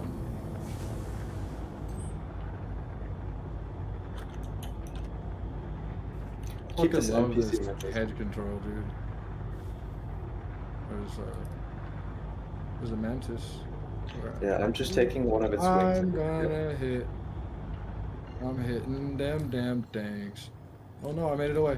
Oh, they got missiles coming after me. How my flares doing? Okay, I still got 30 of them bitches. I'm alright. New targets showing by this 800i out here.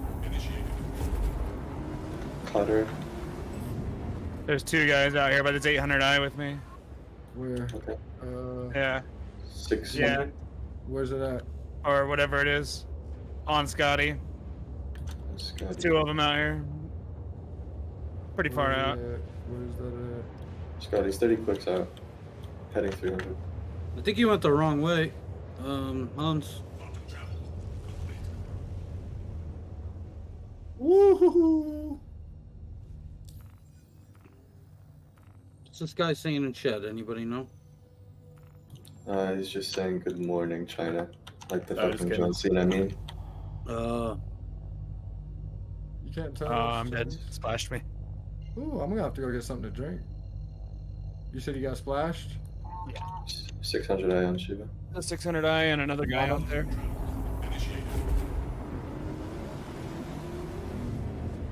Ah, that wasn't fucking goddamn. We could use a Mantis way out here. Yeah. Just not in the armistice. Yeah, that would work too. I have both.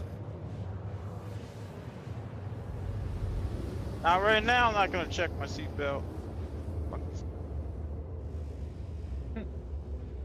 Alright, be right back.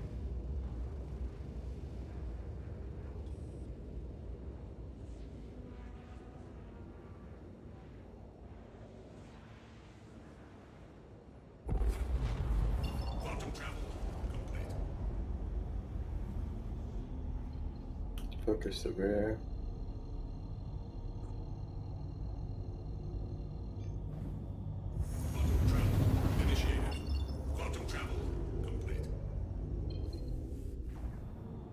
Exactly why I brought laser cannons.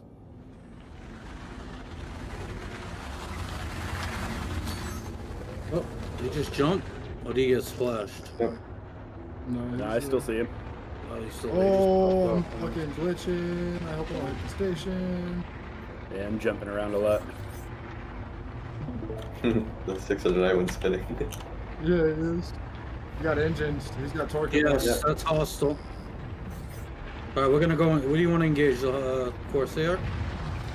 You guys go with the Corsair and the Reserve. Pull back, EMP. Still alright, yep. EMP. Did it hit? What the fuck? Yep, good one, good There we one. go. Okay, I'm fucking desyncing so bad. Well, it's good. His shields are gone now. Oh! Boom. Slap City. Good bro. shit. I know I'm with you guys. No, we're gonna go for JK 111. I mean, I'll take it. He's still alright. See. Yep. Corsair. Oh, I see him. JK 111 coming out.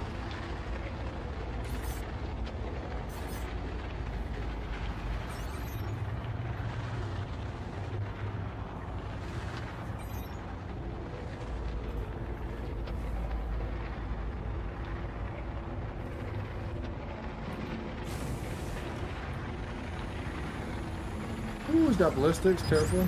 That dropped my shields quick. Boy. Try to shoot off Ooh. engines first. He got one of my wings. He's basically sitting still though. Yeah, well, Yeah. he's just stay the fuck. He's got ballistics Focus- and focus to the left. ballistic.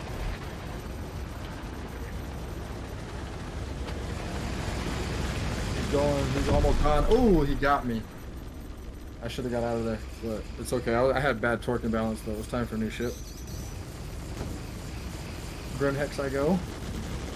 Hopefully. I think I'm just stuck at a black screen right now. Oh. So not really sure. Bones, What you'll to do. probably be in jail. Oh, Dire Wing and Connie. Nah, those are too easy if you just get close to him. We'll see. We'll see. You're an Armistice Bones, so. Yeah. Alright, wing, 12 o'clock. My shit's just sitting at a black screen right now.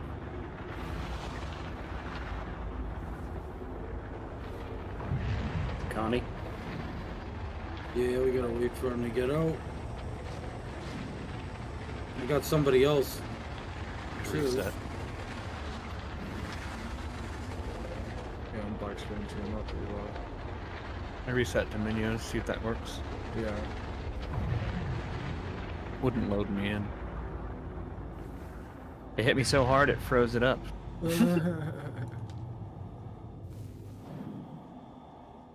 Oh, good shit though.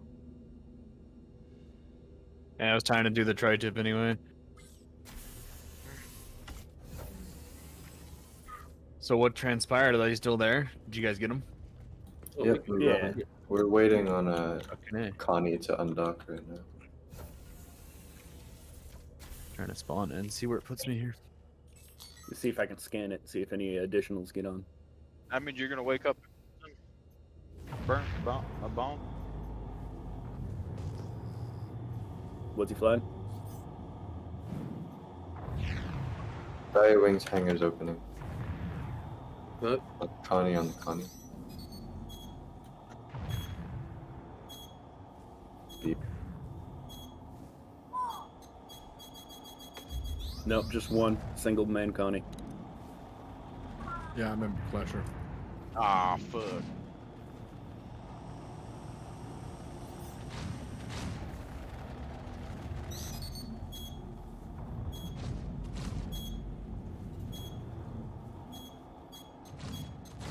Are you gonna go stab some people? Possibly. Merc time. he's waiting for shields. I don't see know them if build them. Black has any merits right now. I don't think it does. Fuck. I am, however, gonna go get some Yeah, thanks drink. for taking the missile attention. Infinite black screen again. Yeah, same. know. I quit the game completely now. I'm gonna try that. We're rough. It's just rough because we're in the Asia server. Our ping is probably fucking Oh, is it? pretty Oh, trash. okay. It might. Sometimes I they mean, work I don't- good. I don't really care Sometimes they either work way. really good, but sometimes, you know. Where are you, Hans? South Korea. There's an Avenger Warlock over here. It isn't taking off. Oh, it's taking off right now. Putting up with North Korea. Thanks for putting up with North Korea. Avenger Warlock on Dank. Wait, no, don't shoot that, don't shoot that. That's Theo, that's Theo, that's Theo. Oh shit, okay. Don't mind Stone. He's So just a love tap then. So thanks for putting up with North Korea. That's...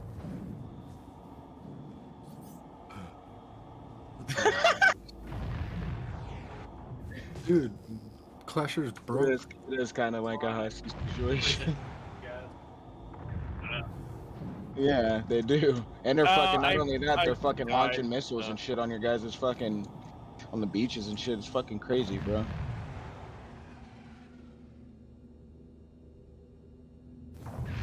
Well, it's also, they keep Oh, launching sure. them over Japan because that's the only direction they can launch them that's not China. I keep That's a much bigger problem. Exactly.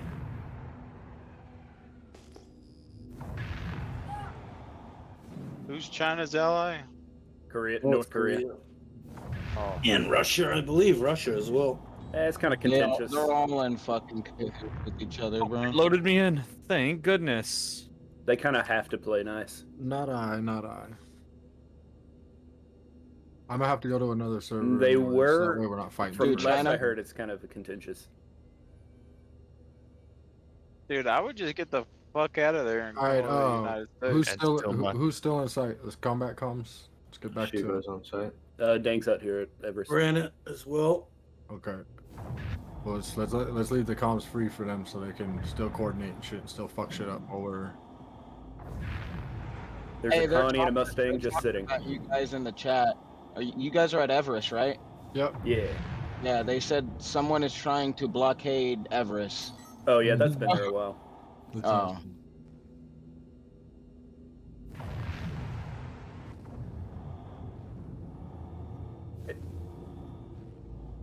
Frenchie's one of ours, isn't he? I swear I played with him before. Yeah, I got an extra defender. There's another one. Dankenstein, I'm in one. Nope, that's not you. No, it's not him. Go. Nope. Go. Yep, it's Go hostile. for it. It's hostile. Ling you wings. Take him out. He's Oh, trying he's to. getting shot too. I think he's already in a hangar. Yep, he's in.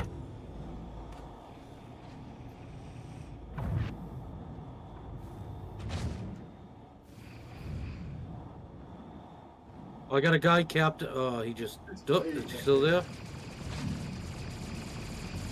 Bro, I can't load back in the goddamn. Ooh, fucking down. Oh, you got him? Everett, in the Yeah. goddamn prison. Poor bastard was in the hangar. It won't load me in. I keep Yeah, black screening yeah. in prison. Black screen in yet. I see it. What the fuck? I'm about to like relaunch. Your English is like perfect, by the way. Oh, okay. God damn. Really? I'm from Boston. Yeah, I know Hanover, yep. Nice. Where are you at in Korea? Oh, okay. Time to roll a blunt. Time to roll a blunt. Time to roll a blunt and get fucked up. I was over in Osan for a year, so that was a good time. Yeah, that's where I was at.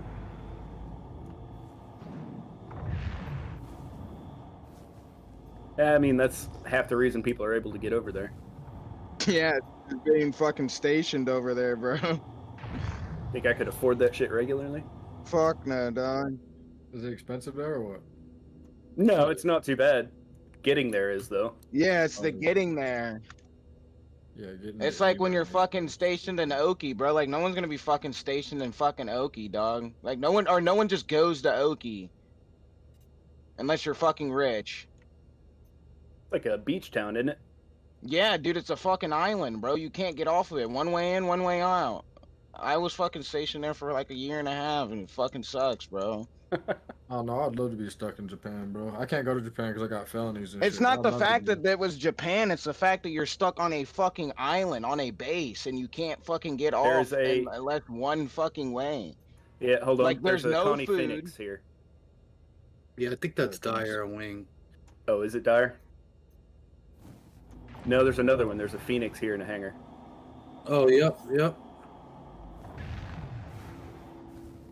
Nobody's on it yet, though.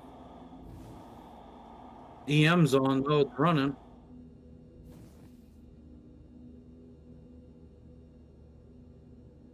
It was at this moment. We knew. Looks like it's owned by Chris9243, so we'll see. Look for that. All right. Oh shit, that is his favorite ship, isn't it? How fucking hilarious would that be? It's a real problem. We're gonna do something about that. Oh, Poppy, what's up, man? When you jumping her? Oh, yeah, I didn't see Ooh, him out. advocacy's here. Is that what happens? Do people just like come out Two of the Valkyries. people just hit them and then they start spinning? If you lose an engine, you'll start spinning. Dude, fuck, bro, man. I'm about to character reset, bro.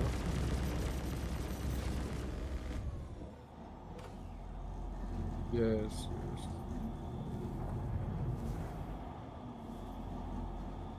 Yeah, you and Poppy are both black screens. Has it launched? There's a loading screen now. Oh, no. Yep. Lading in. What? I can't even fucking say that. Lead. Wait, I'm gonna just join in the mirror. Not too late. You can still power down and surrender. Take my shit back to America, Yeah, goddamn. if we can just thrust up, I might be able to get a line on him.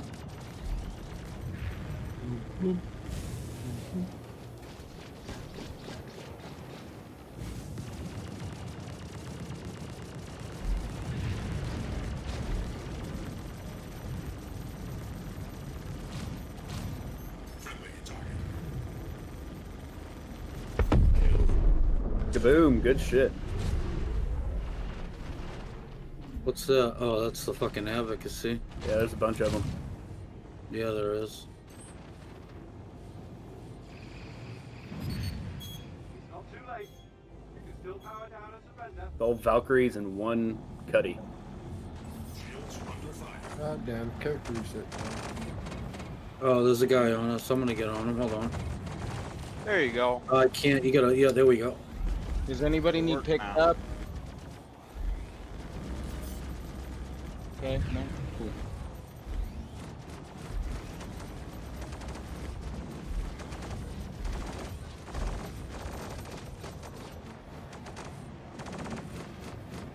Yeah, the infamous. They never fucking die.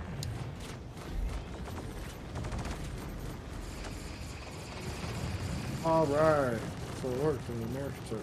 I'll do my crunch stat, see if I can't jump back over there. Bitch, your facility incapacitated me like 20 times, so don't lie to me. We let flex very poorly on my time, bitch. I'm reporting all this shit to the feds. Hell yeah. Oh fuck, I might not make it. Oh, I'm definitely not gonna make it. Ah! I'm alive, but I can't get back up. Mantis, I think. Yeah. Suicide. There's a lot. Yeah.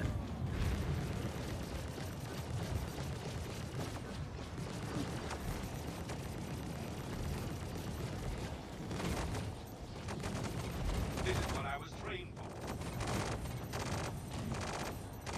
Oh, we got a player, Smile TT, and Origin on our ass, right in front of you, 12 o'clock.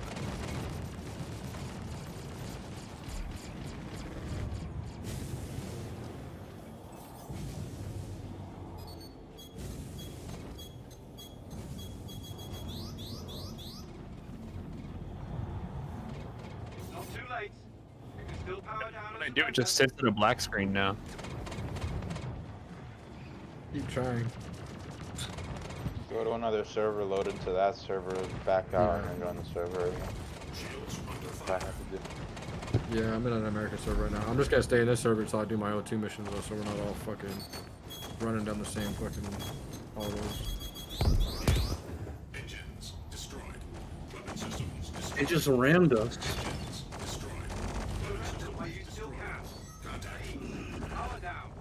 Yeah, I can't even get a beat. And I have no Moby Glass now. Cool. Relog. You eject from this. You're getting closer. Oh, okay. You said you run out the back.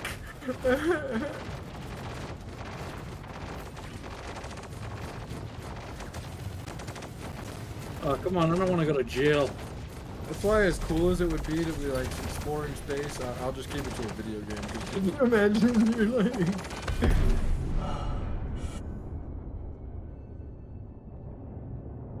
Oh god. I'm out, I'm out. I could try, I don't know if I have anything though, unless you do. Okay. Always have a med gun. Oh, I got it. I got it. Oh.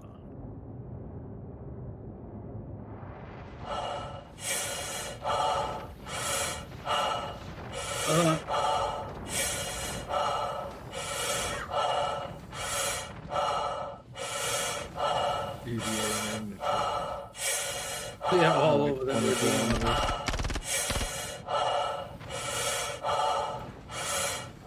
Look, it's so funny to watch them.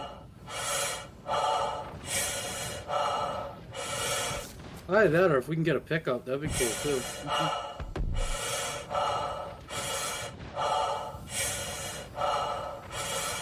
Yeah, I'm trying. My player's having like a heart attack because he's in prison and shit. He's breathing all rowdy and shit. Oh my god, here again? God! Come on, calm down, Coolio. We'll be alright. Do I have a fucking... No, I don't have Moby Glass!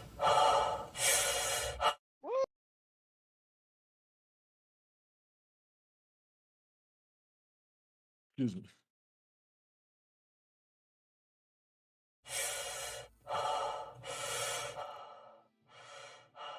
Kaboom!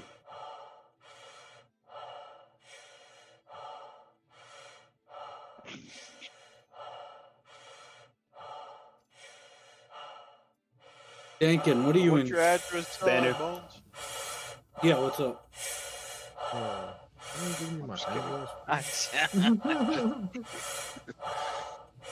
Yeah. It is, it looks like. It's like fuck though, it looks like. Ooh, there's 2 more Connies. I'm like 400 meters away, but... Who's Darth Vader breathing in the mic? I thought that was in game, but I'm out of in the middle. I thought that was in game too, dude. I thought that was my character. Oh, I'm like, who the fuck is goddamn? Who's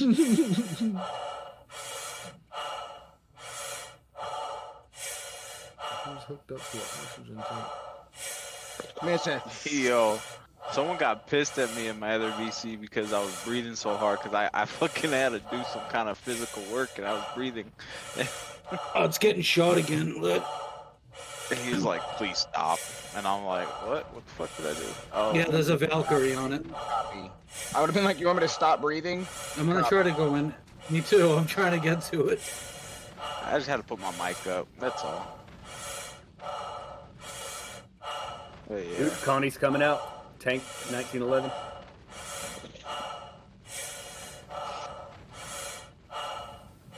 I can't get close enough to this thing.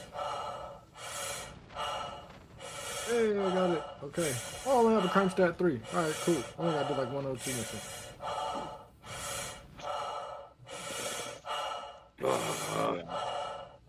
Can you stream it? It's gone. just fucking sitting there. I'm rolling up a. Oh, there's no good finger. So the demon's still alive?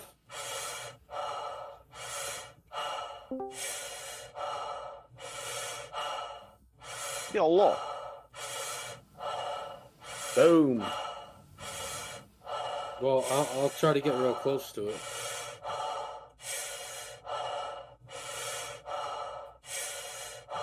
Ooh, Chris Roberts took off.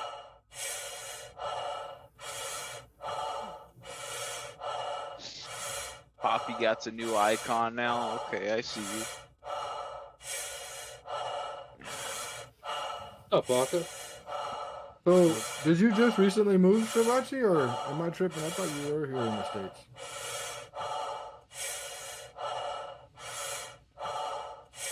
Oh, Shivachi dead. Shivachi dead. Oh, don't say that. Oh, fuck, don't say that.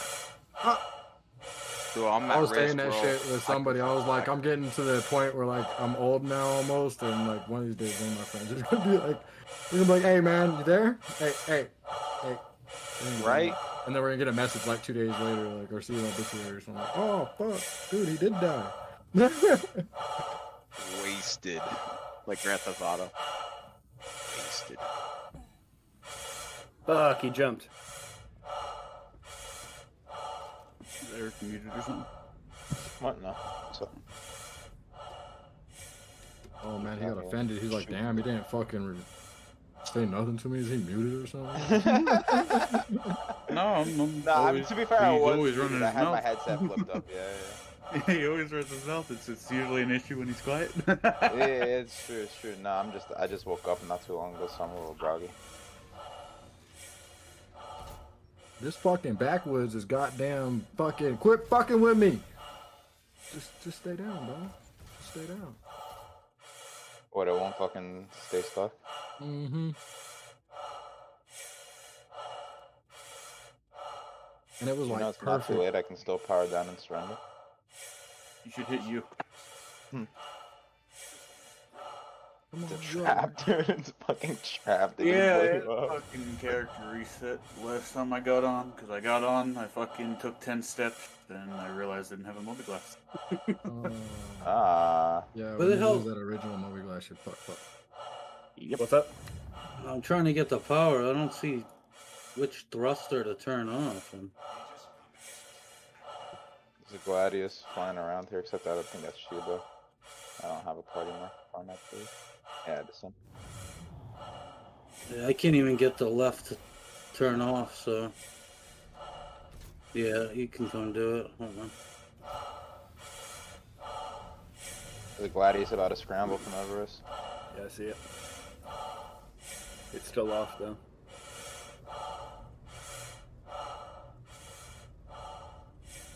Y'all been fighting mostly heavies or lights? A lot of heavies Everything. actually. A lot of heavies, wow. yeah. Like a lot of Connies there we and go. shit like that. Yeah, like 3 Connies. Oh, it's Frenchie. Connies and Corsairs and shit. All kinds of shit coming out that motherfucker. It's been pretty good. Oh, okay. Let's see if I'm able to actually log in now.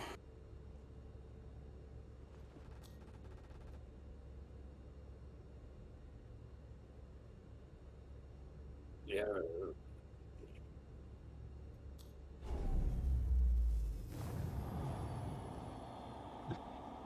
There's an Inferno about to scramble as well. He's actually really fucked up. Has he been here?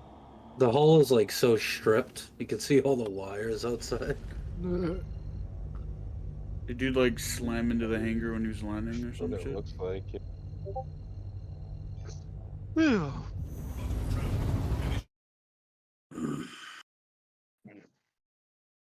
Should I make a pirate job or what?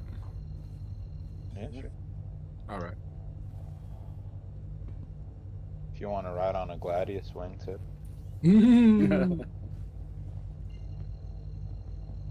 Where are you at? Oh, Chris is back in his Connie. Oh fuck, he's back. Oh Get no. that fucker. Yeah, that's what I thought too. I would, but we have to kill Chris Roberts. He said that takes priority. Who's Chris Roberts? The fucking Max owner of the Payne. game, or whatever, who Oh. made it. Really? I don't Yeah. think this is actually him, but we're gonna pretend, yeah. It's definitely not him. Well, you know what? Maybe it might be. You know. Well, we were saying this is his favorite ship. Yeah. He has said that. Oh, my fucking guns aren't coming back. Come on, man. You don't need those. Just you're the weapon. You're not out of ammo, my son. You are the ammo. Hey, you got 2 shots. Oh, there we go. Oh, there. Not Okay. the best. That's Like,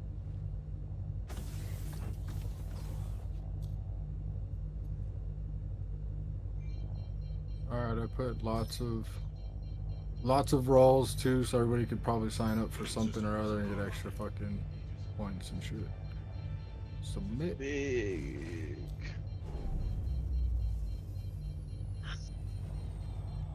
Proceed. Mm.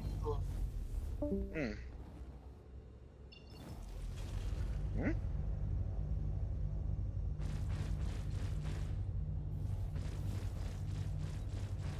For what? To die out here? We'll have to backspace. You're gonna be in jail, Again. aren't you?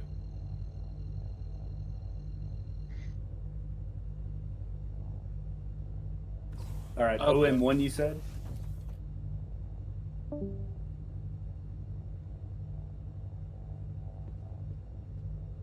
HDMS Perlman. Yeah, there's fires in here and everything. It's. Let me just Just the get two up. of you, right? My man said there's fires in here and everything. This motherfucker ain't working. Refuel anyway. I'm trying. Like, just fucking broke my leg or something that won't let me heal.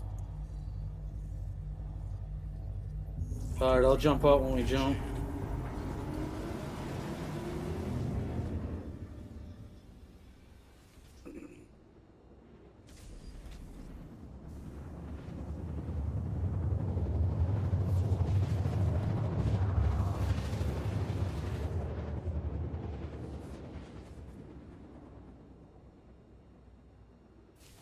Quantum fuel at 75%.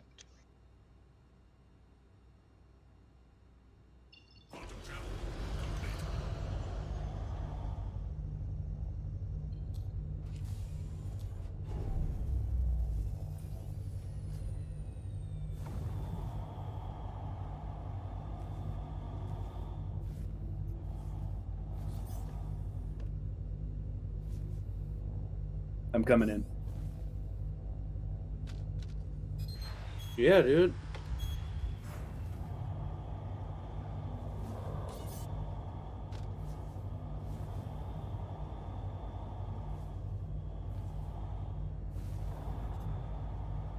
I got a tier 3 leg injury, but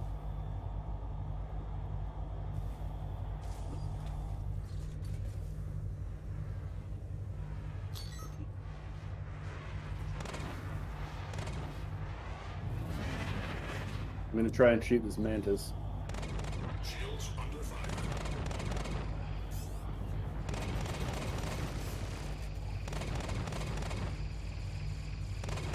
Man, he does not give a shit.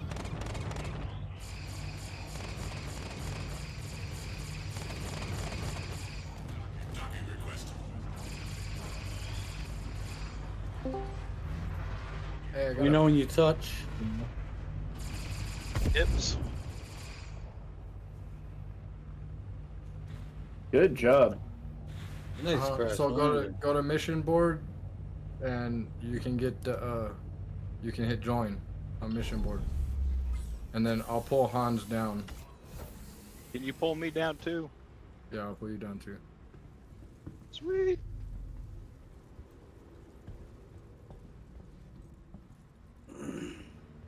The crab is here for the fucking to save us.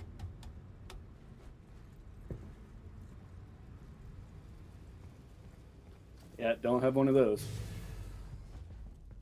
Oh, this thing's kind of cool, man. Inside, I'll tell you that. I've never been in one. Yeah, it's a weird little alien thing, eh? Yeah. Hey, what are you from, Canada? No, I'm from Texas, Oh. actually. From Texas. Talking about same thing. What is it? Quebec is Texas of Canada or something like that? Dude, Canada is so fucking liberal, it's ridiculous. Yeah, I heard. Ain't anything like fucking Texas. Unless you go near Austin. Fucking Texas, bud. Oh. That too. Where to, guys? Ooh. Yeah, I got a I got a a wee woo I can call in. Like a, can that be called in on a small pad? Yes, it can. Dope. And Yeah, get but a you're wee gonna have to woo. go to Grim to get anything bigger than that.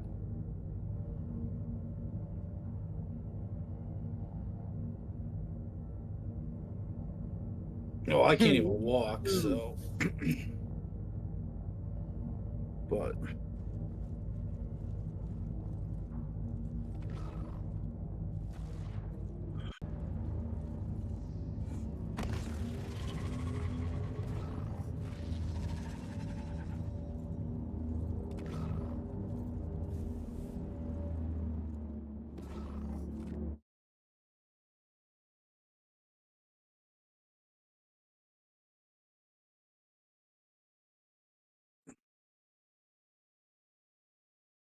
Oh.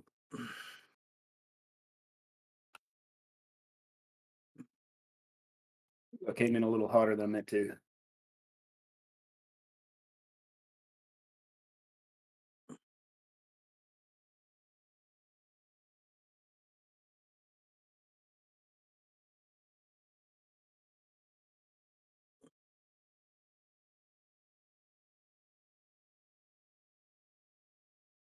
Yeah. Do you know how to? What's his name? I can try to walk you through it.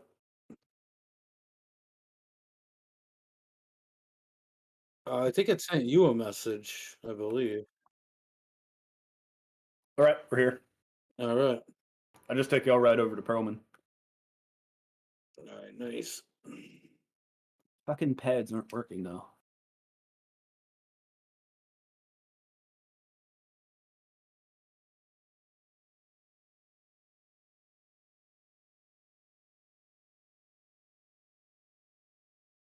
What's up, Hunts?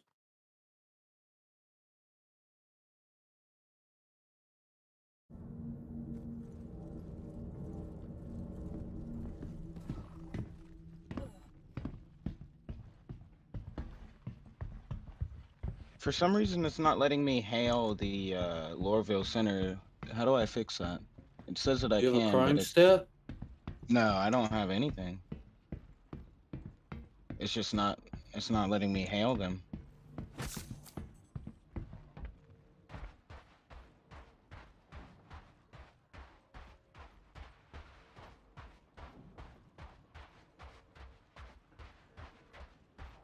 Yeah, that's what I've been doing it from.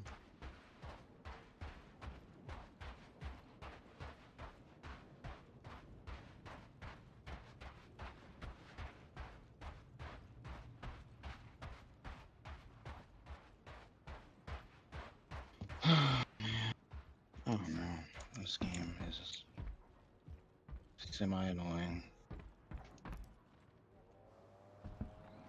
What's up? Can I get rid of the laundry so she can get her basket upstairs? I get her off my fucking ass. Yes, I will come up in 2 seconds. I'll be No, right you up. just say, Yeah. No, well, I'm gonna throw this shit out anyway outside and be right up. The dishwasher's running. Welcome to the ASOP Vehicle Retrieval System.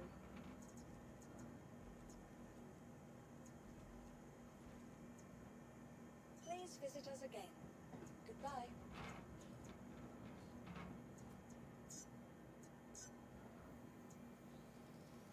Your insurance claim has been sent. Thank you. What the fuck, dude? I just got shot, like, so far. It was a storm or some shit. Oh yeah, did you sprint off the stairs? I jumped up to jump off the stairs and got flung like fucking 80 meters.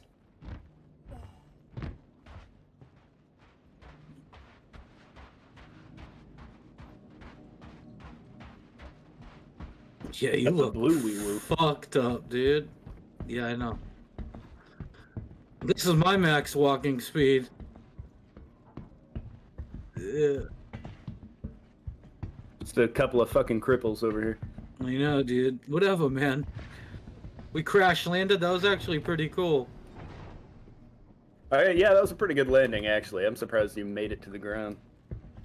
All right, I only got a tier 3, so I'll be done in 2 seconds.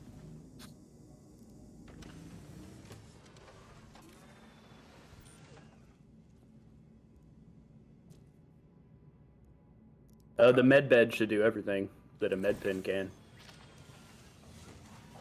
Yeah. But you could get most of yourself picked up. It might help you out and be able to walk a little better. Yeah, I would say last night we had the guy with all tier 1s. He was able to get up and walk. It didn't clear him, but he was able to walk.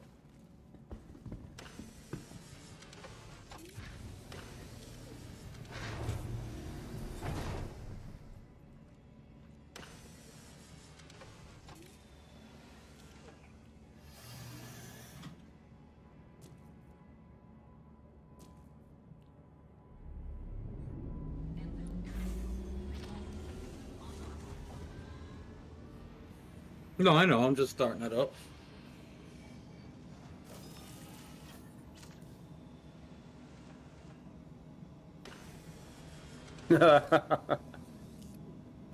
I think if you lay down again, it will remove the toxicity. But I think you keep the drug effect.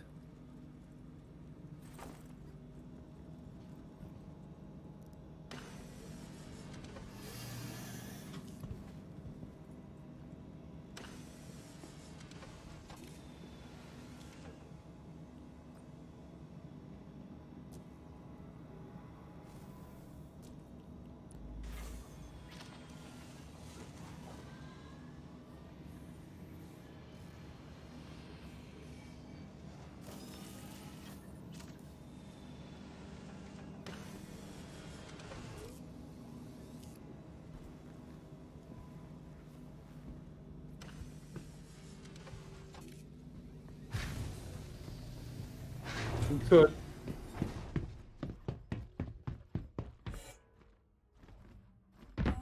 Or just have him kill you. Since he's a crim, it's guaranteed not to send you. Yeah, I can drop you real quick if you want. Whatever you want. Welcome to the ASOP Vehicle Retrieval System. Vehicle selected. Stand by. Your vehicle has been delivered to the following location. Goodbye. What, the wee woo? Ooh, there's a Super Hornet here. Yeah, if you want. Yeah. I mean, I'm gonna... Welcome to the ASOP Vehicle Retrieval System. Oh, fuck it. I'm gonna die probably soon anyway with this.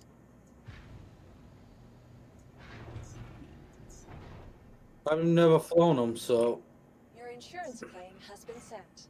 let me store the wee woo. Your insurance claim has been sent. I mean, what else can you get an arrow in here or no? No, I'm saying you can? I have an arrow. I could just spawn. Heads up, Poppy. Super Hornet. I don't know if you could do a Gladius. It might be too big.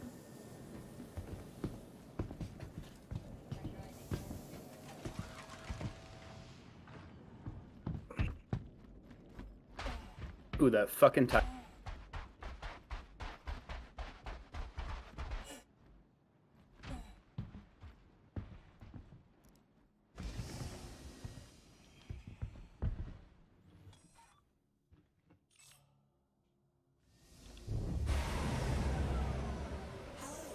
Oh, I just got hit. Yeah, I gotta go AFK for a few minutes, boys. Yep.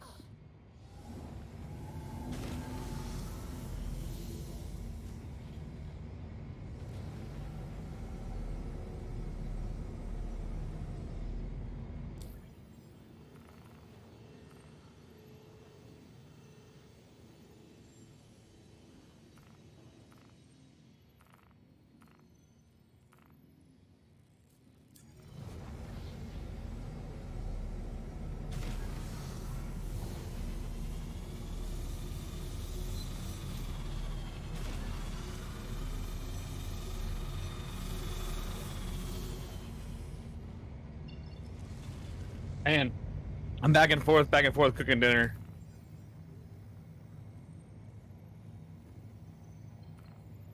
How you guys doing?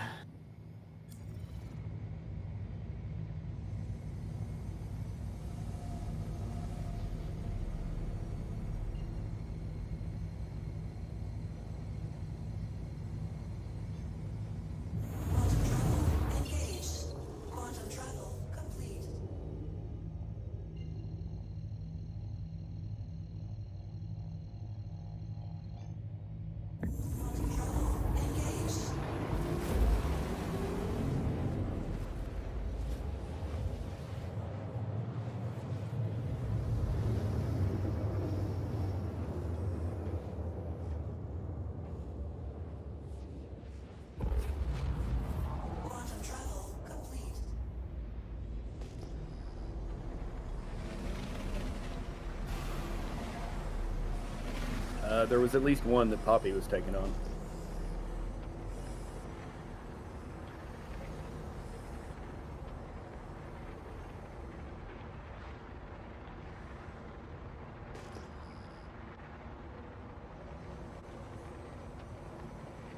Actually, did you move them down to another? I think I walked away and came back, and they're down there now. I think they started a mission for it. Ah.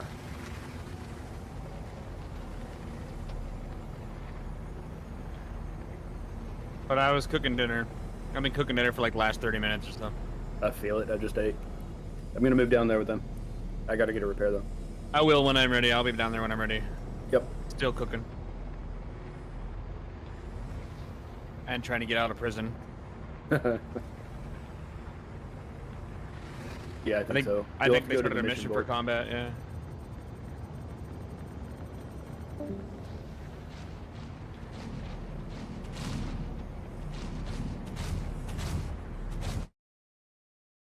I am just running.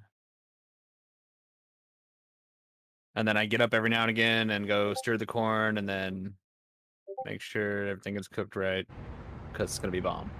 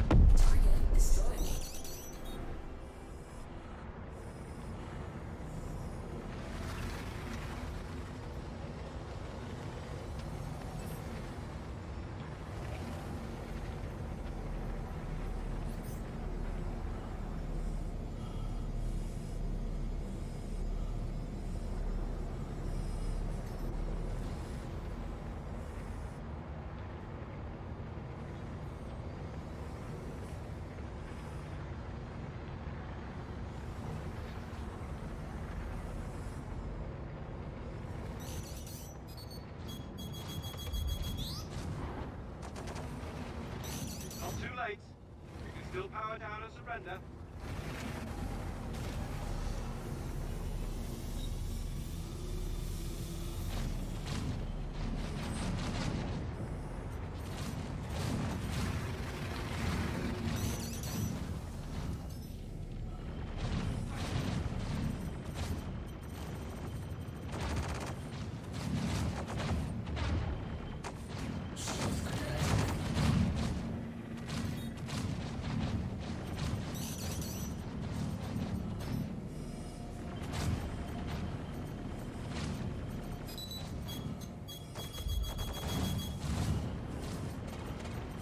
Surrender while you still can. Please, power down.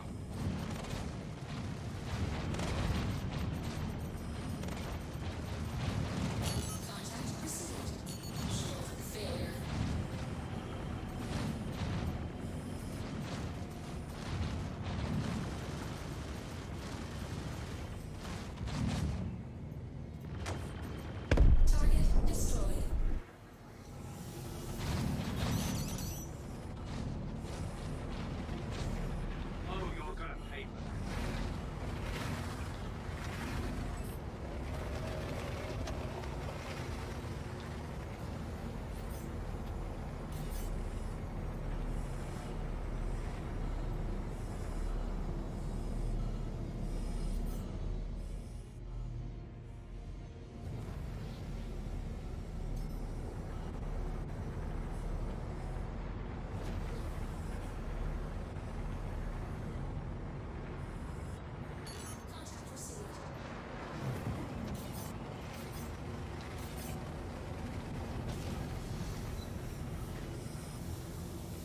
Helen.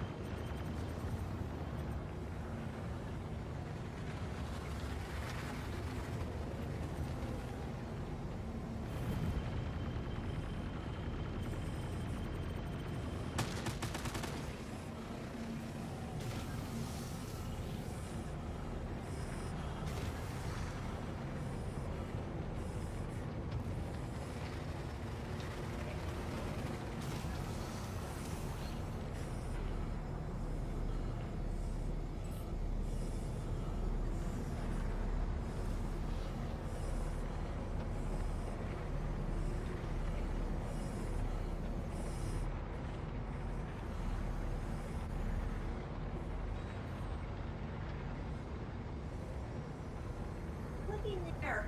You guys depart a bunch of them. Apart. Yeah.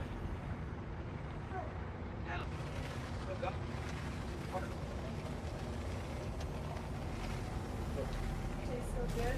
Yeah. Thing ready. Yeah. For itself.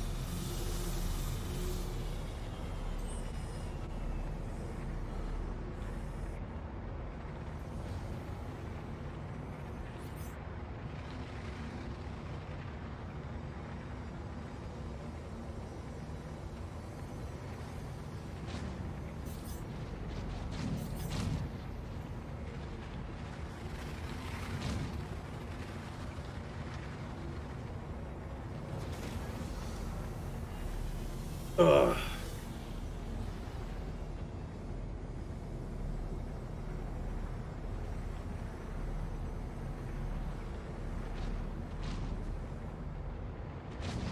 Kiba, you still here?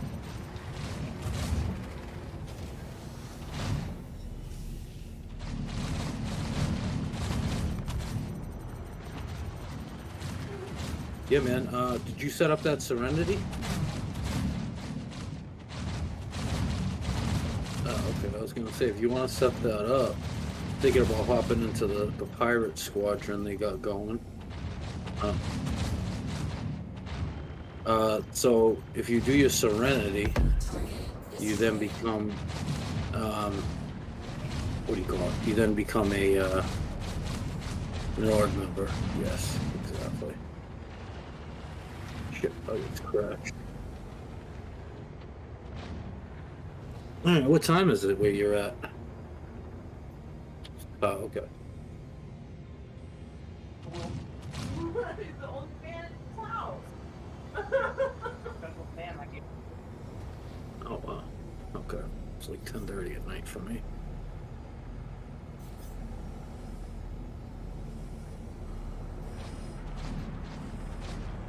Huh? What are your parents in the military? No. Oh, okay. You sound a little young. Sorry. Yeah.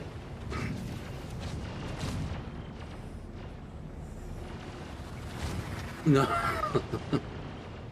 No, but yeah, you take care, do the Serenity shit, just follow it. It's pretty easy. It takes like a couple minutes, honestly, if that. You know, you just put something in your RSI profile, and then that way it knows you are who you are.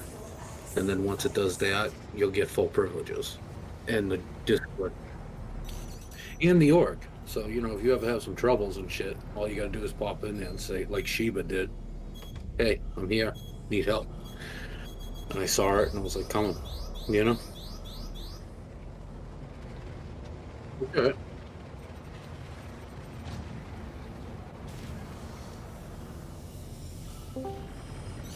Fuck off, Hans.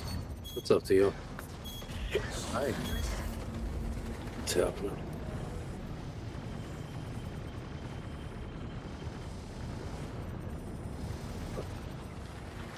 All right, Hans. Once you finish that, like I said, I'll be down there in the Pirates. So if you come back, you'll see me in there. Is All right, Hans buddy. this LED guy? Yeah. Yeah, that's why I said, how about fuck off? Oh, Theo, you hit him? I mean, he hit you? Yeah. You are.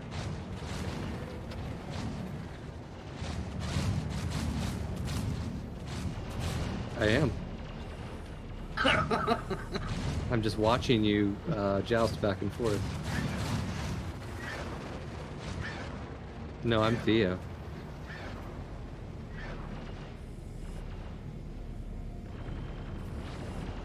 Oh, is there more than one Avenger Titan here?